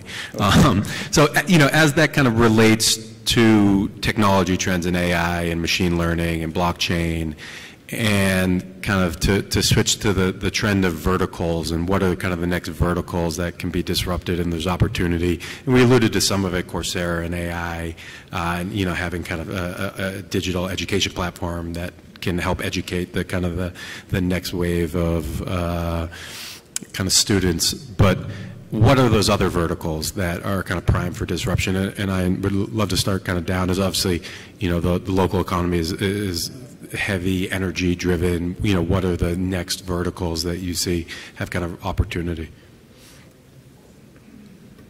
Yeah, like you mentioned, yes, we are heavily dependent on energy. However, the Vision 2030 focuses more to diversify away from energy. We try to, get technology, enable the people to invest in technology, and also create new technologies. And if you can see our investments in the Vision Fund and investments when Prince Mohammed went to the U.S. and Europe and invested in these big technology companies to import it and have it here in Saudi. That's kind of like the vision and the mission that Saudi is embracing is like, okay, we need to diversify away from energy and we need to focus on technology because that technology it's the future. In all kind of aspects in terms of health, in terms of education, in terms of transportation. That's what we're focusing on. Awesome. Richard? Yeah, it's actually a tough question because there's not many industries that you can think of that haven't been completely turned upside down or disrupted by technology. So I think most industries are now adapting and appreciating technology to their core business. We made an investment into ag tech recently. We thought that this is probably one of the last tech frontiers that hasn't been disrupted. But going forward, all these industries, now all this tech that's disrupting, whether it's fintech or ad tech or med tech, are just continuing to be either proven right or proven wrong. So. No, thank you. Makes sense. Brian? Yeah, no, I would agree with Richard. I mean, I used the example yesterday with a colleague that the last two investments we made in the healthcare space, I would say was disruptive tech being applied to healthcare. When we bought an Italian football club, my principal would say, I didn't buy a football team, I bought a media company in one of the 5 best cities in the world, and there's all sorts of commercialization opportunities that we can capture through technology tools that arguably didn't exist even 2, 3 years ago. So it seems like everything's being disrupted at some level. Great. Yeah, I mean, typically when there is high inefficiency in an industry and for a service, at some point you get to that inflection point where suddenly one of the startups succeeds and it's really becoming powerful, gains traction very quickly, it's viral, And typically that's kind of a signal that there's going to be a lot of capital deployed and a lot more activity. I mean, just thinking about one of the presenting companies yesterday in the fintech space, you know, why would you create a solution how to wire money from here to, I believe it was Bahrain or Yemen? Well, because you're paying 7% if you go through the traditional way through a bank, and why should you be paying 7% when it should be free, when you can basically text anyone for free? But certainly, you know, you have the problem, and then you start to have the solutions, and obviously, you know, you have Apple Pay and Google Wallet already broadly around the world. But just as a point, you know, it's always the case that there is a big problem. There is high inefficiency. Typically, it's been a monopoly situation for decades, and at some point it just gets disrupted very quickly. Great, thank you. So, you know, keeping on the topic of trends and kind of as they relate to venture capital investing, I'm curious if, as a group of panelists, in terms of the trend of check size and kind of stage of identification, has that changed, shifted? You know, starting at the early kind of angel rounds all the way through kind of the later stage rounds. And Lubin, if you could just get us started. Yeah, it's certainly changing, and a major force of that is that what used to be, you know, 10, 15 years ago, public companies is now private companies. And why is that? Well, because a lot of the public capital have come into the private space. Accordingly, private companies don't have urgency to go public anymore as fast. Therefore, they don't need to focus that much on being profitable, rather than they can choose to focus on the faster growth, because they know they're going to have more capital available as they prove that they can grow fast and become more global. So the dynamics of the entire ecosystem has changed. And certainly, you know, with players like SoftBank and Sequoia and GA coming into that space, and many of the mutual funds, suddenly you have companies like an Uber, like an Ant Financial, like Didi and others, that, you know, ByteDance, that are valued close to $100 billion. And I think that's not something that's going to go away. You're going to see more and more companies choose that path. Makes sense. Brian, from your vantage? Yeah, no, when I look at some of these kind of ticket sizes or structural changes, I have, you know, two things come to mind. One is, we've been GPs at my firm, we've been LPs, and there's value to the GP-LP relationship on several levels. We've also seen more and more investment opportunities where folks will ask us to invest into a holdco or an LLC structure, and actually own some of the assets that maybe an LP would not. And I think there's benefits to each model. But the other piece certainly is, and it's certainly applicable to this region, is the SoftBank model. You know, that's, I would argue, going to disrupt things today and going forward. It's a large amount of capital, great firm, great name, great track record. Now the challenges will be, how do they deploy that capital prudently? Certainly a lot of exit opportunities maybe going forward for, you know, for entrepreneurs. But, you know, it'll be interesting to see after some of these, you know, very large funds, what's the next, you know, what's the next iteration of some of these. And it's, again, it's exciting because it's all happening now. Great. Richard? Yeah, I guess putting it simply, you know, 10, 15 years ago, it was very rare to find a company, a private venture-backed business that was valued at over $1 billion. And I think in the year 2000, there was only one, and that was Google. Now, every month, there's on average 10 to 12 being minted, right? And in China, I read an article yesterday that every 3.5 days, there's a $1 billion private company that's minted. So with what Lubin was saying, with all of that money that's now coming into the private space, means that that growth that public investors like hedge funds, mutual funds, you know, once experienced, they're going to have to go deeper and deeper into the private markets to seek that type of return. And the problem is they're writing larger and larger checks. And as they put $100 million, $200 million, sometimes $500 million into a company, the companies and the investors are becoming incredibly stressed. So if you are an early investor into Lyft, Uber, Airbnb, Pinterest, you haven't seen any sort of liquidity, right? So there's fundamental issues with early investors that have gone into these businesses that have promised returns for their LPs. So the GP-LP relationship, at one point, they're managing on average 10-year funds, and at some point there was an intersection between a liquidity event and when they return capital to their investors.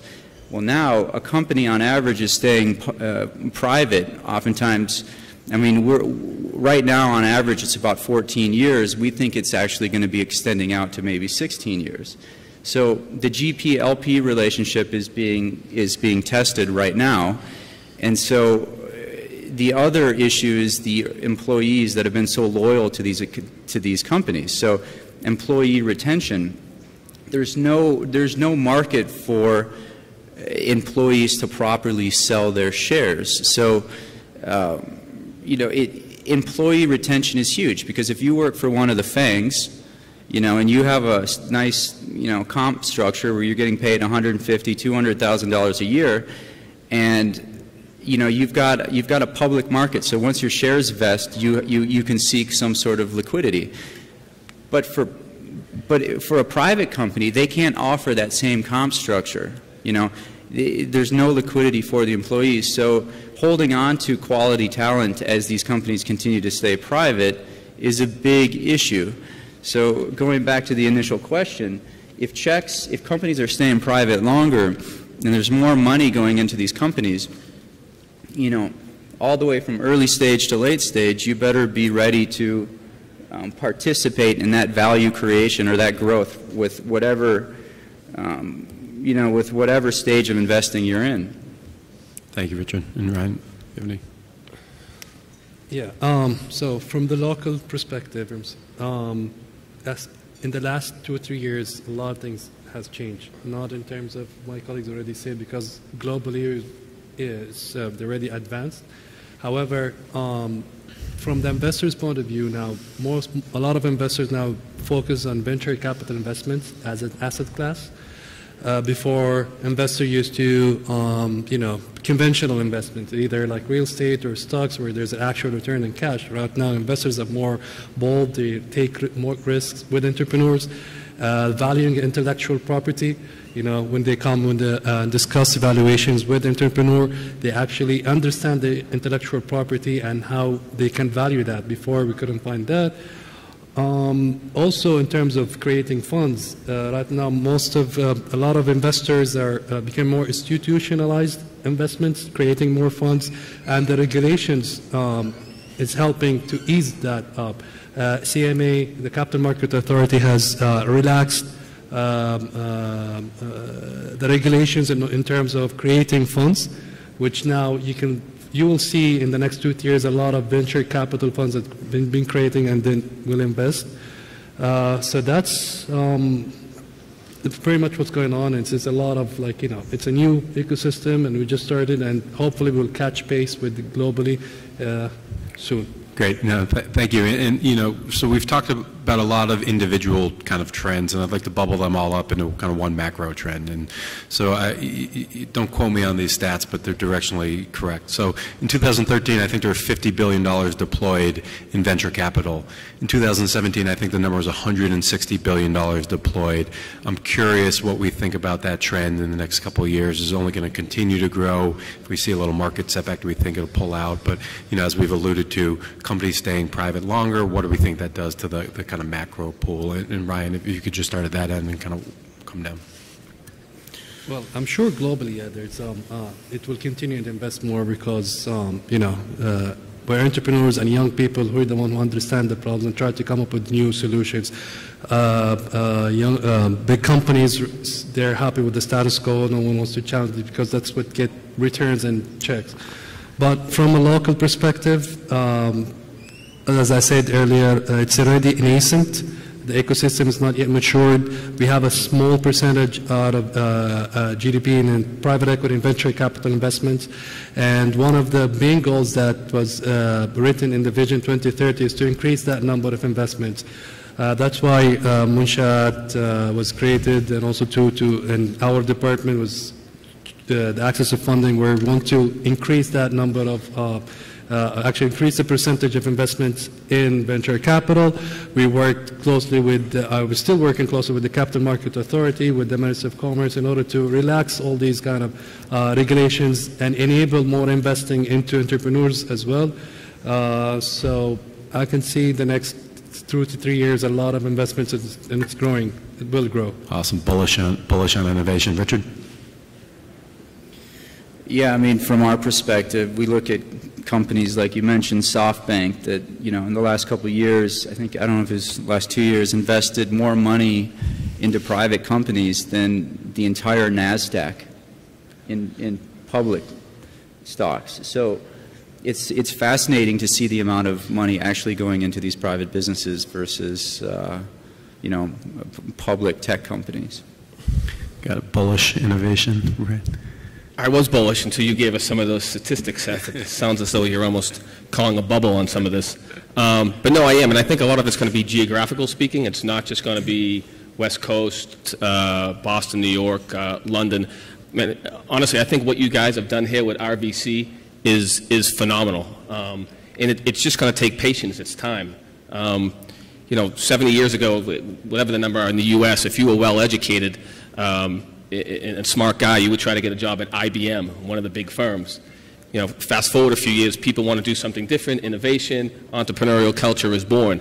I imagine, and I could be ignorant here, you know, going back 50 years ago, some of the best and brightest students here end up at a Sama or at a Aramco. These are all great places and great jobs. But now folks, you know, everything that's being done in the kingdom here, I think, is the absolute correct playbook. They're building incubators, they're providing resources, and it's going to come here. It's just a matter of time. I've met several folks here in the kingdom on the other side of the table, if I'm showing one of our investment opportunities, and they all have better resumes than I do, they're more educated than I do, so it is just a matter of time before innovation starts coming out of this area. So when I look at growth in the space, it's going to be from places like here and beyond, not the typical spots. Awesome. Thank you. Yeah, I mean, for sure there's going to be cycles, and I cannot predict when they're going to be, but long-term certainly bullish because the fundamental trends are, are there and are just becoming more and more stronger. Innovation is a very powerful trend, and it's a self-fulfilling circle because as you have, let's say, in a couple years, the first, you know, tech company out of Saudi Arabia that becomes a multi-billion-dollar company, it will set an example for more and more people that they can see, wow, with the tools, with the ecosystem, I can by myself and, you know, with a small team really create something very disruptive. And in no time, you're going to start to see more and more competition and powerful startups. I mean, if you look at how Scandinavia evolved in the last 15 years, it was because of Spotify's success. If you look at Germany, it was because of, you know, 1 or 2 companies that really gave the example. You start to see this type of situations, you know, in places like Romania or Kenya or you know, China, obviously 10 years ago. But I think that's a very powerful force, and we're going to see much more of that in the future. Wonderful, thank you. And you know, this has been a really kind of fun topic to discuss. You know, generally, there's a lot of excitement about innovation and kind of where it goes from here and the resources. It's tremendously exciting to see everything that's being done locally to support it. We're really excited to kind of over the next couple of years to watch it blossom and grow. That's all the time we have. If there are any questions for the panel, please feel free to grab any of us individually. We just don't have time to address them now, so please feel free to kind of just grab us after. It is break time. So we're done. Shukran. Thank you to the panel. Thank you to the audience. Thank you. Thank you, Seth.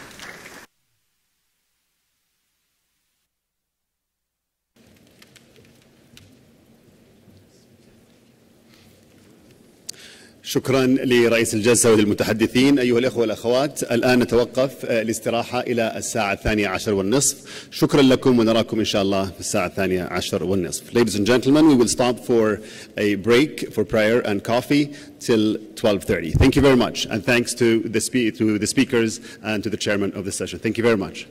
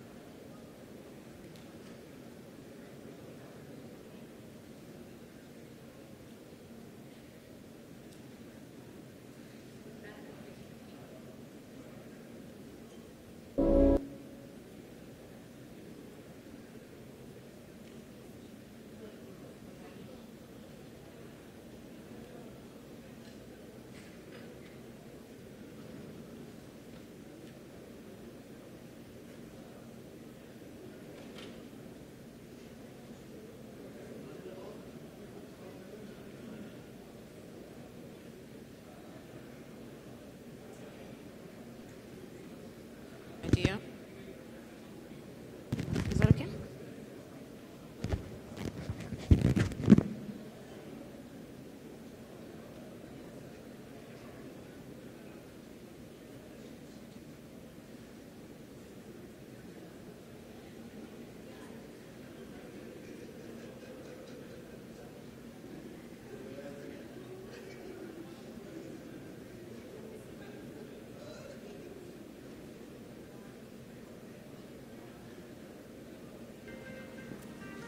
Test.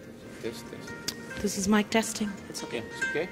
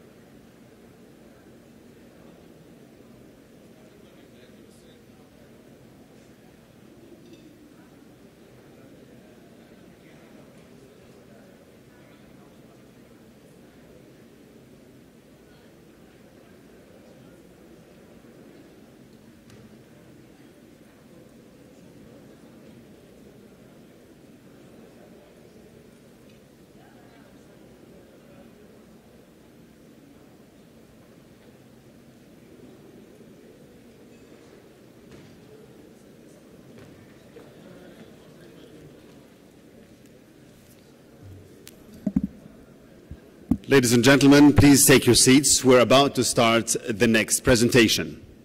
الإخوة والأخوات آمل الجلوس لأننا سنبدأ العرض إن شاء الله قريبا خلال دقائق. شكرا لكم.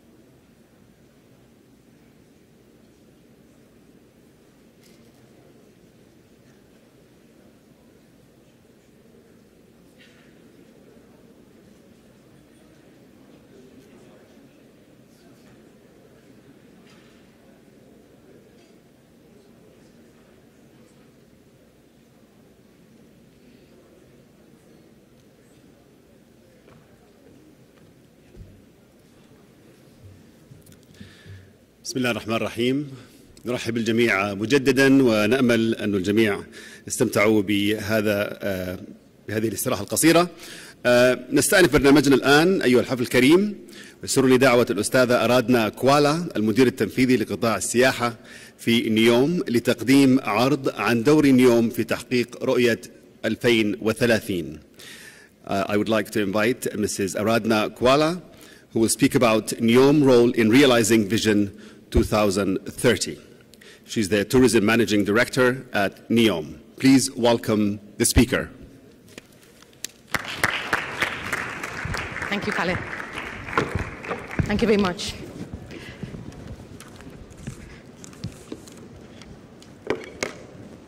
Good afternoon, ladies and gentlemen.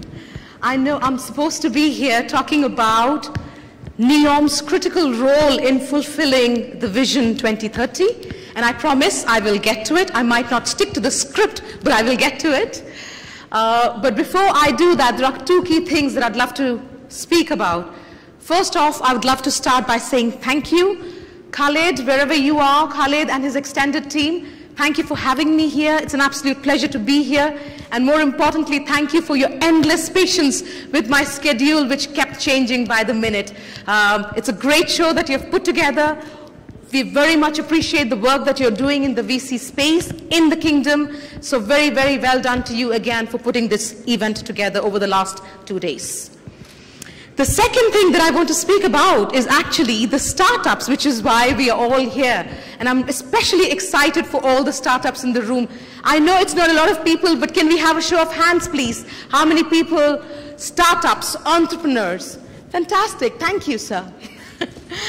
I, for the most of my adult life, have been a passionate advocate and vocal believer of the fact that entrepreneurship, of using entrepreneurship as an engine of change and catalyst in revitalizing, invigorating any economy, and the Kingdom of Saudi Arabia is no different. Hence, I think it is especially heartening to see the role companies like RVC are playing today, because at the end of the day, if you're a startup, the fact is 3 out of the top 5 companies in the world probably receive their first external capital from a venture capitalist firm. So the role that companies like RVC and other VC firms play globally is very, very important. Now, when I speak of startups, at no point am I trying to undermine the role of big companies, older players, play in the economy. Obviously, they are very, very important, especially for a country like NEOM. We need a little bit of both. We have massive infrastructure projects, a lot of which will be done with bigger companies. But coming back to the startup point, I think the fact is larger corporations, older corporations by definition invest in incremental technology. And why is that? Because they need to mitigate their risk, and they need to make sure some kind of predictability exists in the returns that they get from their investments. Startups, on the other end, operate at a cutting edge of technology. If you look at anything that has been transformational, world-changing in the last many, many years, it has all been ideas which have originated from a startup. So, and obviously there is an appropriate and directly +1 correlation of risk to how startups operate, because the fact is the vast majority of startups fail. I know it's not a very positive thing to say in this environment, but the fact is that the success rates of startups is very, very low. But here's the thing. Even though the vast majority might fail, the ones that make it, the ones that win, are the ones that are responsible for changing the world fundamentally that we live in today. So, very, very happy to be here. And I know I'm acutely aware that I stand between you and lunch, and that is a lot of pressure. So I'm going to talk about the reason why I'm here, which is the land of the future, the land of tomorrow, the world of tomorrow, which is NEOM. Perhaps the best place to start is by talking about how NEOM was conceived and how it came about.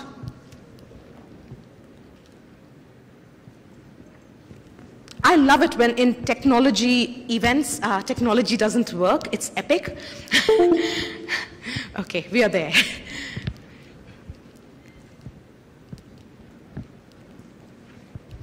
So how was NEOM conceived, and what is the role that we are hoping NEOM is going to play in Vision 2030 going forward? For starters, we live in what is called a VUCA world. VUCA is volatile, uncertain, complex, and ambiguous. In other words, apart from being a trendy acronym, it's a way of saying it can be a really crazy world out there. Now, depending on who you speak to, you might either get very, very positive, optimistic feedback on how the world is going to evolve, or rather desperate and grim predictions on how things are going to change in the future. But either way, what we know and what we have seen is there are some fundamental things which are changing in the world, which is going to alter and completely transform the world we live in. Let's start with climate change. I was at Davos last week, and this was probably the single biggest discussion point, climate change. Climate change is real. What we are facing now is a real damage or real probability that we are causing irreversible damage to the environment we live in with everything that we are doing. Food security. As the world begins to urbanize, prosper, more and more, the demands placed on natural resources are increasing. And the fact is, we only have a finite amount of all of these natural resources. With the burgeoning middle-class population, what we're going to see is a demand on food rise by 30%, demand on energy rise by 40% and water by 50%. And the fact is, unless we come up with solutions, all of these resources are finite in nature. Digitization. We live in a digital world today. I don't know if any of you are from the UK, which is where I am from, and we have a joke that we live in a world of technology today where the pizza gets to your door before the police. So we are all connected, we are all on the internet, and this is when we have 3 and 4G. At the end of 2019, perhaps in 2020, we're talking about introducing 5G as a technology which will overnight make internet available to 300 million people, and just that one thing is going to add $1 trillion to the economy. So digitization it's a trend which is irreversible. It's happening all around us. Health and wellness. The world demographics is shifting. There are parts of the world where we have a degrowing population, and there are parts of the world like the kingdom where we actually have a very healthy demographic pyramid, which is very promising, because what it says is you have a lot of young people below the age of 30 and 35, and that is a very positive outlook for the economy. Either way, if you look at health and fitness and how things are evolving in the healthcare space, what we have now is a situation where the medical efforts have improved so much in life that when I say now, there is probably cancer and a few other ailments which are the biggest cause of death and fatality, because everything else has been solved by medical science. And what is now increasingly visible is most people die, I guess, and going forward will die with mental ailments. I'm talking Alzheimer's, I'm talking dementia, I'm talking depression, anxiety, which are the new world illnesses which is going to be the biggest reasons for fatality. And of course, mobility. We live in a flat world. The world is flat. And how we travel and how we consume things, and as a result, the new inventions and innovations that are going to come into the market as a result of that is going to change going forward even more.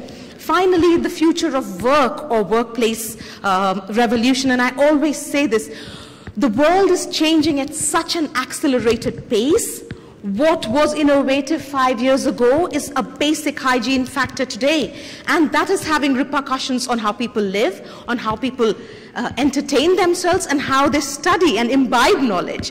Now, if you, a lot of us got degrees and got into jobs because that's how we did it. Today, if you look at 65% of kids who are in primary schools, there is data which suggests that all of them, or a high percentage of them, would likely end up working in jobs that do not exist as we speak today. So we are talking about a workplace revolution like never before. Now, all of these mega trends, what it leads up to is it shows us that the world we have around us as we speak clearly is not working. We have driven growth, but we've made the planet more hostile. We have urbanized, but we are more divided and we are less healthy. We've innovated, but we are perhaps more lonely and isolated.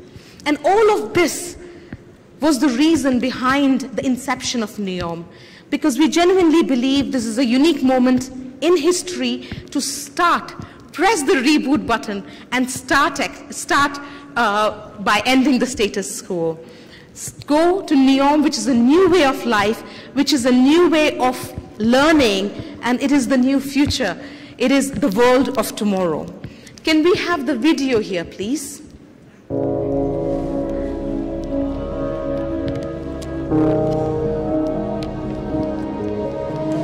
The future has begun. Turning a blueprint into reality has begun. In just 1 year, we have screened and analyzed 1,600 cities to determine a world-class international governance framework. We've grown from a founding board's initial vision to an organization of over 300 visionaries and counting. We've assembled a global advisory board of leading industries from around the world. 16 economic sectors have already been defined, with sector heads appointed. To aid with planning and research, 26,500 square kilometers of NEOM's diverse terrain has been meticulously surveyed and mapped to create a digital twin. Plans are already in action for 19 cities and towns, complete with NEOM Bay and an environmental holiday destination. And with NEOM's first airport completed, flights are already scheduled for the end of 2018. NEOM is set to be a place like no other. A place where together we can unleash our imaginations, rewrite the rulebook, and create something truly extraordinary. The work has begun. The dream has begun. The future has begun. NEOM.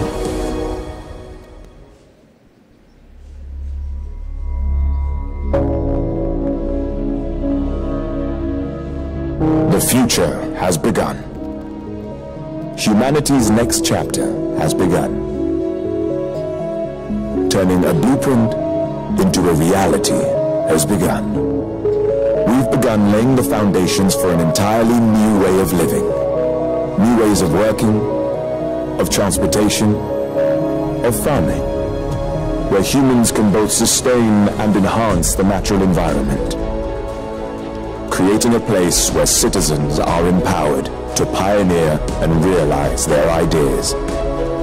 We've assembled some of the world's brightest minds to help us achieve our goal.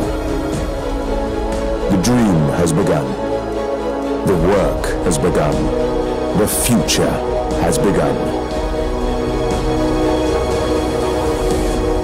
NEOM.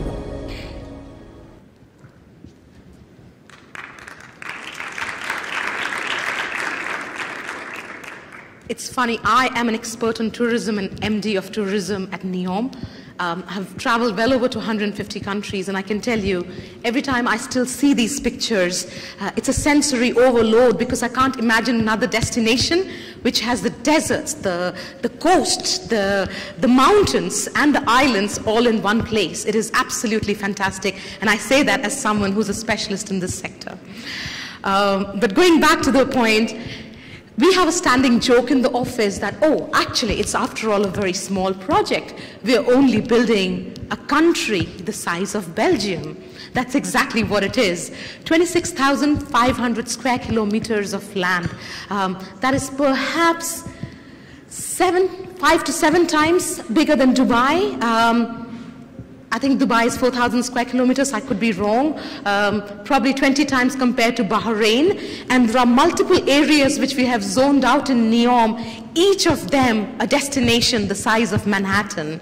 So the size, scale, and scope of what we have at hand is magnificent, and I guess by definition the most ambitious project on the face of this earth, which is what makes it so exciting. Now, our vision is clear, and this is important. Our vision is to be the land of the future, the world of tomorrow, where the greatest minds and the best talents are empowered to pioneer ideas and exceed boundaries in a world which is inspired by imagination. There is nothing to stop you except the imagination. Like I said, you have a lot of mega projects in the kingdom and many other parts of the world, but it's a very rare occasion that political will comes together with financial backing to really create a blueprint for the next generation. And that is what we have with NEOM. We, as you know, are backed by $500 billion of capital by the Public Investment Fund, which is the sovereign wealth arm of the kingdom. And we have 16 economic sectors which are being created or carved out, each of them the size of a ministry in a normal environment. And I will go through with you in terms of what those sectors are. We are actually ahead of the game. We were only initially hoping to go live in 2025, but you heard the flights did operate in December 2018. There are now 2 weekly flights which take you to NEOM, and we are hoping to start as we speak with the first part of construction, which is the housing for the construction workers. So we will get there, and probably in all likelihood way before 2025. The rate at which we are going, probably we are looking at 2020. I have spoken to you about the location. I think also from a geopolitical point of view, it is fascinating that not only is NEOM probably at the core of all ancient civilizations. So if you pan out the whole world map and you look at all the key ancient civilizations, this is actually where it all began, and it's absolutely fascinating from a historic point of view. And the fact that the location is probably less than 7 hours of flight from 2/3 of the world makes us an ideal destination like one could not imagine 5 years ago.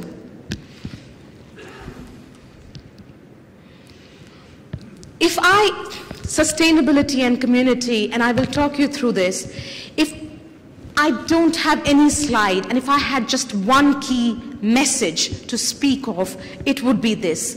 NEOM is founded perhaps on 5 key guiding principles, and all of them are equally important to us. Number 1, it will be a global destination, meaning this is not just a Riyadh play, this is not just for the kingdom, this is not just for the GCC market. We will be a global destination where the best in the world would come, because that is what they aspire to, be the best in the world. So that's number 1, we will be a global destination. And number 2, given what you've seen in the videos, at every given opportunity, we will leverage our natural assets. Because guess what? Those of you who are Saudi in the room would agree with me. These natural assets and the beauty of this has been lost on its own citizens so far. People haven't explored the Red Sea area. Many of you have traveled everywhere in the world, but not seen what is there in the Red Sea. And that is what NEOM will change. Number 3, which is the whole pillar of sustainability. Sustainability will be key to everything that we do at NEOM. And that is making a transition from saying, oh, we're just going to talk about preventing damage or conservation. No, we're going to talk about enhancing the environment. Less bad is not good enough. We want to talk a language of more good. So whatever we do at NEOM, we want to ensure that we will leave the environment better than we found it. Number 4 is the fact that it would be a region, a zone, an area where you would experience the future. NEOM was conceived as the world of tomorrow and as a land of future, and that means you would have technology no matter where you are, no matter which sector you're interacting with. Technology and the world of tomorrow would be interwoven with everything that you have at NEOM. And number 5 is what probably is most important for this audience. If we have to be the land of the future, what we need is a solid ecosystem, which is the startup community, which is the educational institutions, because like we said, the world around us is accelerating at such a fast pace that what is innovative today might not be in 2 years' time, 5 years' time. So we need the startups to have their headquarters in NEOM and be there, so you're constantly reinventing the future and the land of tomorrow. I guess the way to explain it is, these are the 16 sectors that you have, as you can see. Everything from energy, water, mobility, to food, manufacturing, media, tourism, which is what I look at, sport, entertainment, culture, heritage, education, and livability. And I think livability is also very important, because if I look at the most promising destinations in the world, they're not just great because of the diverse landscapes or what they have. They're great because it's a wonderful place to live. So we don't want NEOM to be just a place where you visit and you leave. That's not the idea. We want NEOM to be a place where you want to live, because it's at the cutting edge of technology, because it's going to be the land of tomorrow. And as an ambitious, creative mind, you think it is the best place for you to be based, your company and idea to be based, to unleash that creativity. I will just take one one more minute or 60 seconds with the last slide, which is what I feel most passionately about, which is tourism. And at tourism, it was very important for us to come up with a value proposition for tourism, which is distinctly NEOM. And that value proposition is that we are going to reimagine the future of travel and be the only place in the world where you can experience tourism of the future. Thank you very, very much, ladies and gentlemen. You've been a wonderful audience. Thank you very much.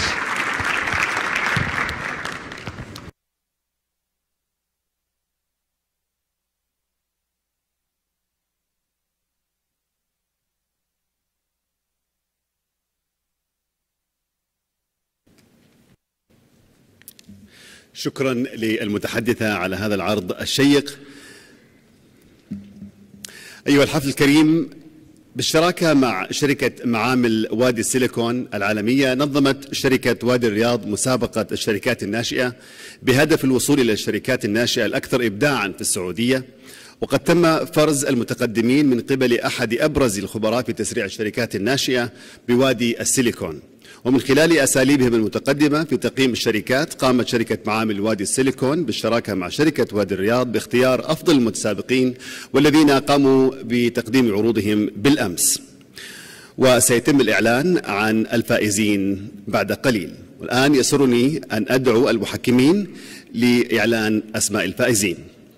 دكتور نيكيل سينها CEO GSV Labs, Mr. Joe Morrow or Joseph Morrow, Partner, Strategic Experience Design, Mr. Alec Wright, Chief Innovation Officer, GSV Labs, Mr. Brian Scarry, Partner, Rapture Capital, Mr. Andrew Romans, CEO and General Partner, Rubicon Venture Capital, and Mr. Lubin Pampilov, Partner, GSV Asset Management.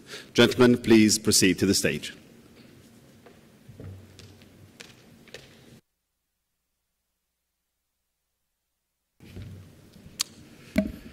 Well, hello everyone, and welcome to the second half of this wonderful venture capital conference. And we want to take a moment and thank Riyadh Valley Company and all of the partners here who both put this event on, but also played a really active role in sourcing the incredible community of startups that we evaluated for this challenge.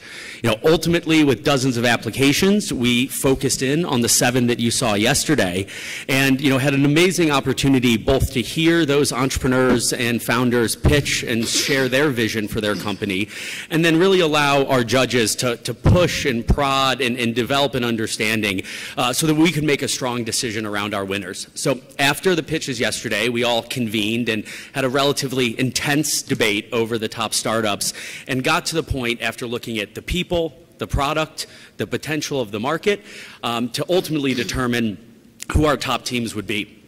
And so, with that, we're going to be announcing our top 3 teams, starting with 3rd place and moving up to 1st. We'd ask, when I announce your name, please come up to the stage. We'll take a quick picture with the judges, and then we'll go and announce the next team. So without further ado, in 3rd place, I think we have the wrong deck up. I think we see if this.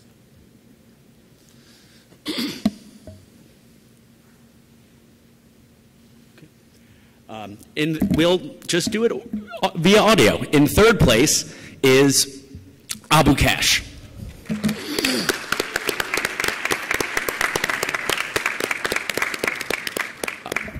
If the Abu Cash team is in the room, if they could come up and join. If not, we'll grab you afterwards and take a quick photo. Oh, perfect. There we go.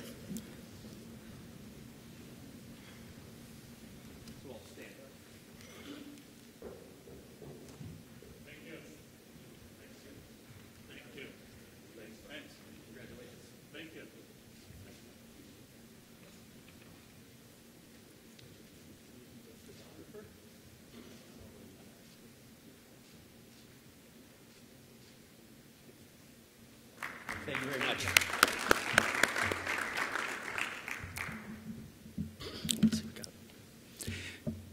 In 2nd place, we have iBoat.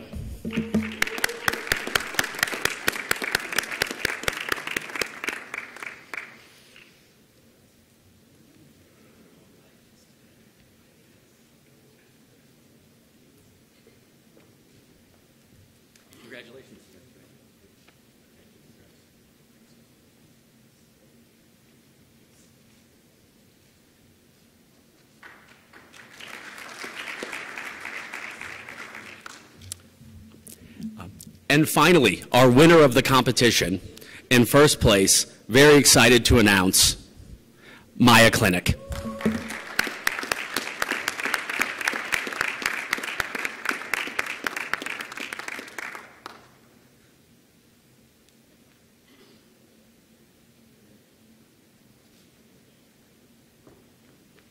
Congratulations. Congratulations.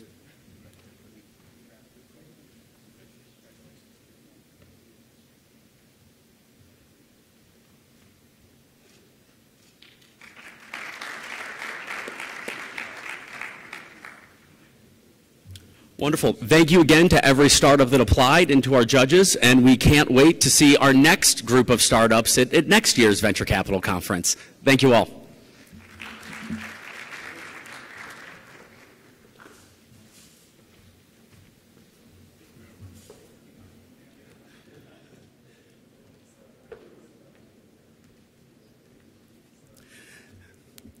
إذن ألف مبروك للفائزين. أيها الأخوة والأخوات، يسرني الآن أن أدعو سعادة الدكتور خالد الصالح الرئيس التنفيذي لشركة وادي الرياض لإلقاء الكلمة الختامية لهذا المؤتمر.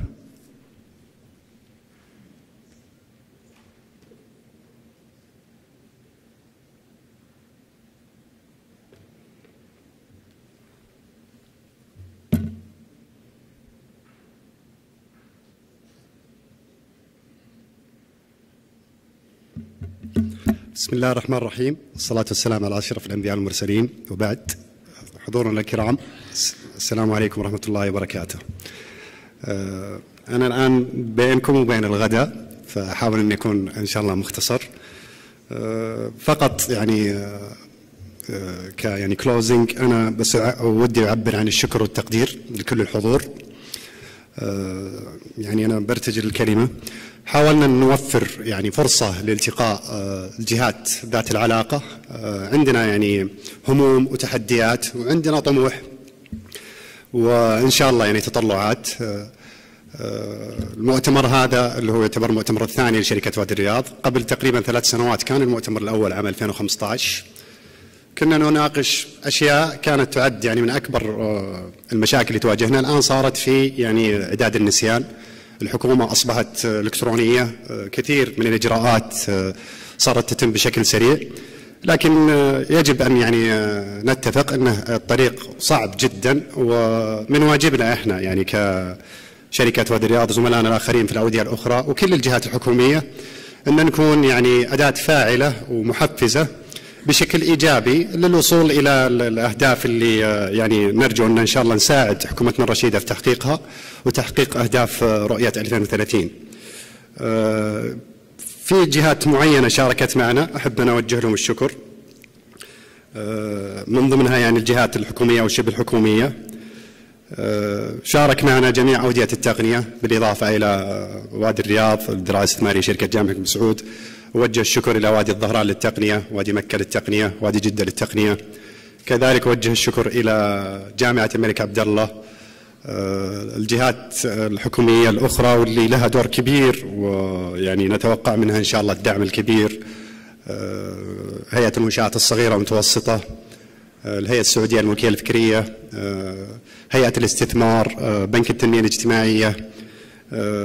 إذا في أسماء أنا ما ذكرتها ذروني. كذلك الشكر لشركائنا الاستراتيجيين GSV Labs، وشكر خاص لهم تكبدوا معنا السفر والحضور بكامل يعني فريقهم وبخبراتهم. ساعدنا كثيرا يعني بتبادل الخبرات وإثراء النقاش. المؤتمر حاولنا من خلال اختيار المحاور أن يعني نسلط بعض الضوء على الهموم والتحديات اللي تواجهنا، وكذلك الطموح. ما نبغى نكون سلبيين، إن شاء الله إحنا عندنا طموح أكبر من التحديات، وهذا إن شاء الله هو سبب يدفعنا لتحقيق إن شاء الله خطوات إيجابية للأمام.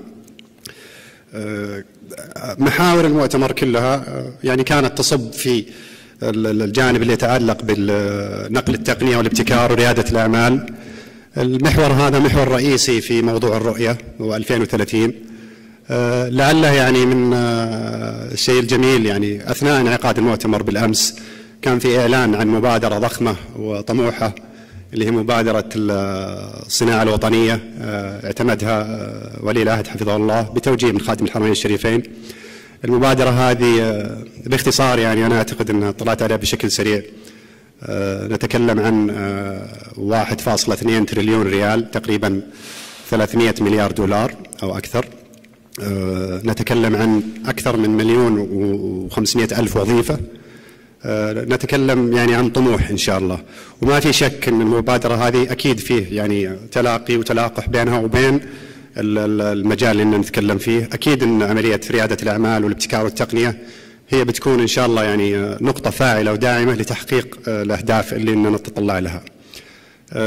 عندي كذلك شكر، يعني ودي أوجه شكر خاص لبعض ضيوفنا اللي تكبدوا عناء السفر وهم يعني ما شاركوا. أكيد بعد ما يعني أوجه الشكر لجميع المتحدثين واللي تناقشوا معنا وأثروا النقاش. ودي أوجه شكر خاص لأصدقائي اللي هم السيد سوتا ناغونو من أبيس فينتشرز، جاءنا من طوكيو من اليابان لحضور الاجتماع. كذلك صديقي الأستاذ سيباستيان من لانسداون كونسلتنج، شريك فاعل ونعتز بوجودهم معنا هنا. عندنا الآنسة دانييلا من دايناميك كابيتال الأمريكية. عندنا الأستاذ أو السيد سينكلير من إبيدايركس كابيتال في أدنبرا وبوسطن، ويعذرني أي أحد أنا ما ذكرت اسمه. وفي الختام أنا أوجه لكم الدعوة إن شاء الله لحضور مؤتمر شركة وادي الرياض الثالث للاستثمار الجريء 2020. سنعلن عن إن شاء الله الموعد بالتفصيل في وقت التأكد منه إن شاء الله. شكرا جزيلا، السلام عليكم ورحمة الله وبركاته.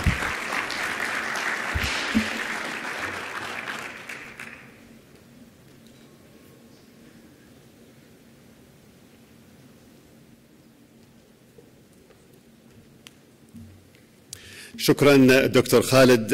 أيها الإخوة والأخوات، الآن يتشرف المنظمون بدعوتكم لحفل الغداء، شاكرين لكم حضوركم وتفاعلكم ومقدرين لكم جهودكم وراجين الله لكم التوفيق والسداد، وعلى أمل لقاء آخر في مؤتمر ناجح ونافع في العام القادم بإذن الله. دمتم بخير والسلام عليكم ورحمة الله وبركاته.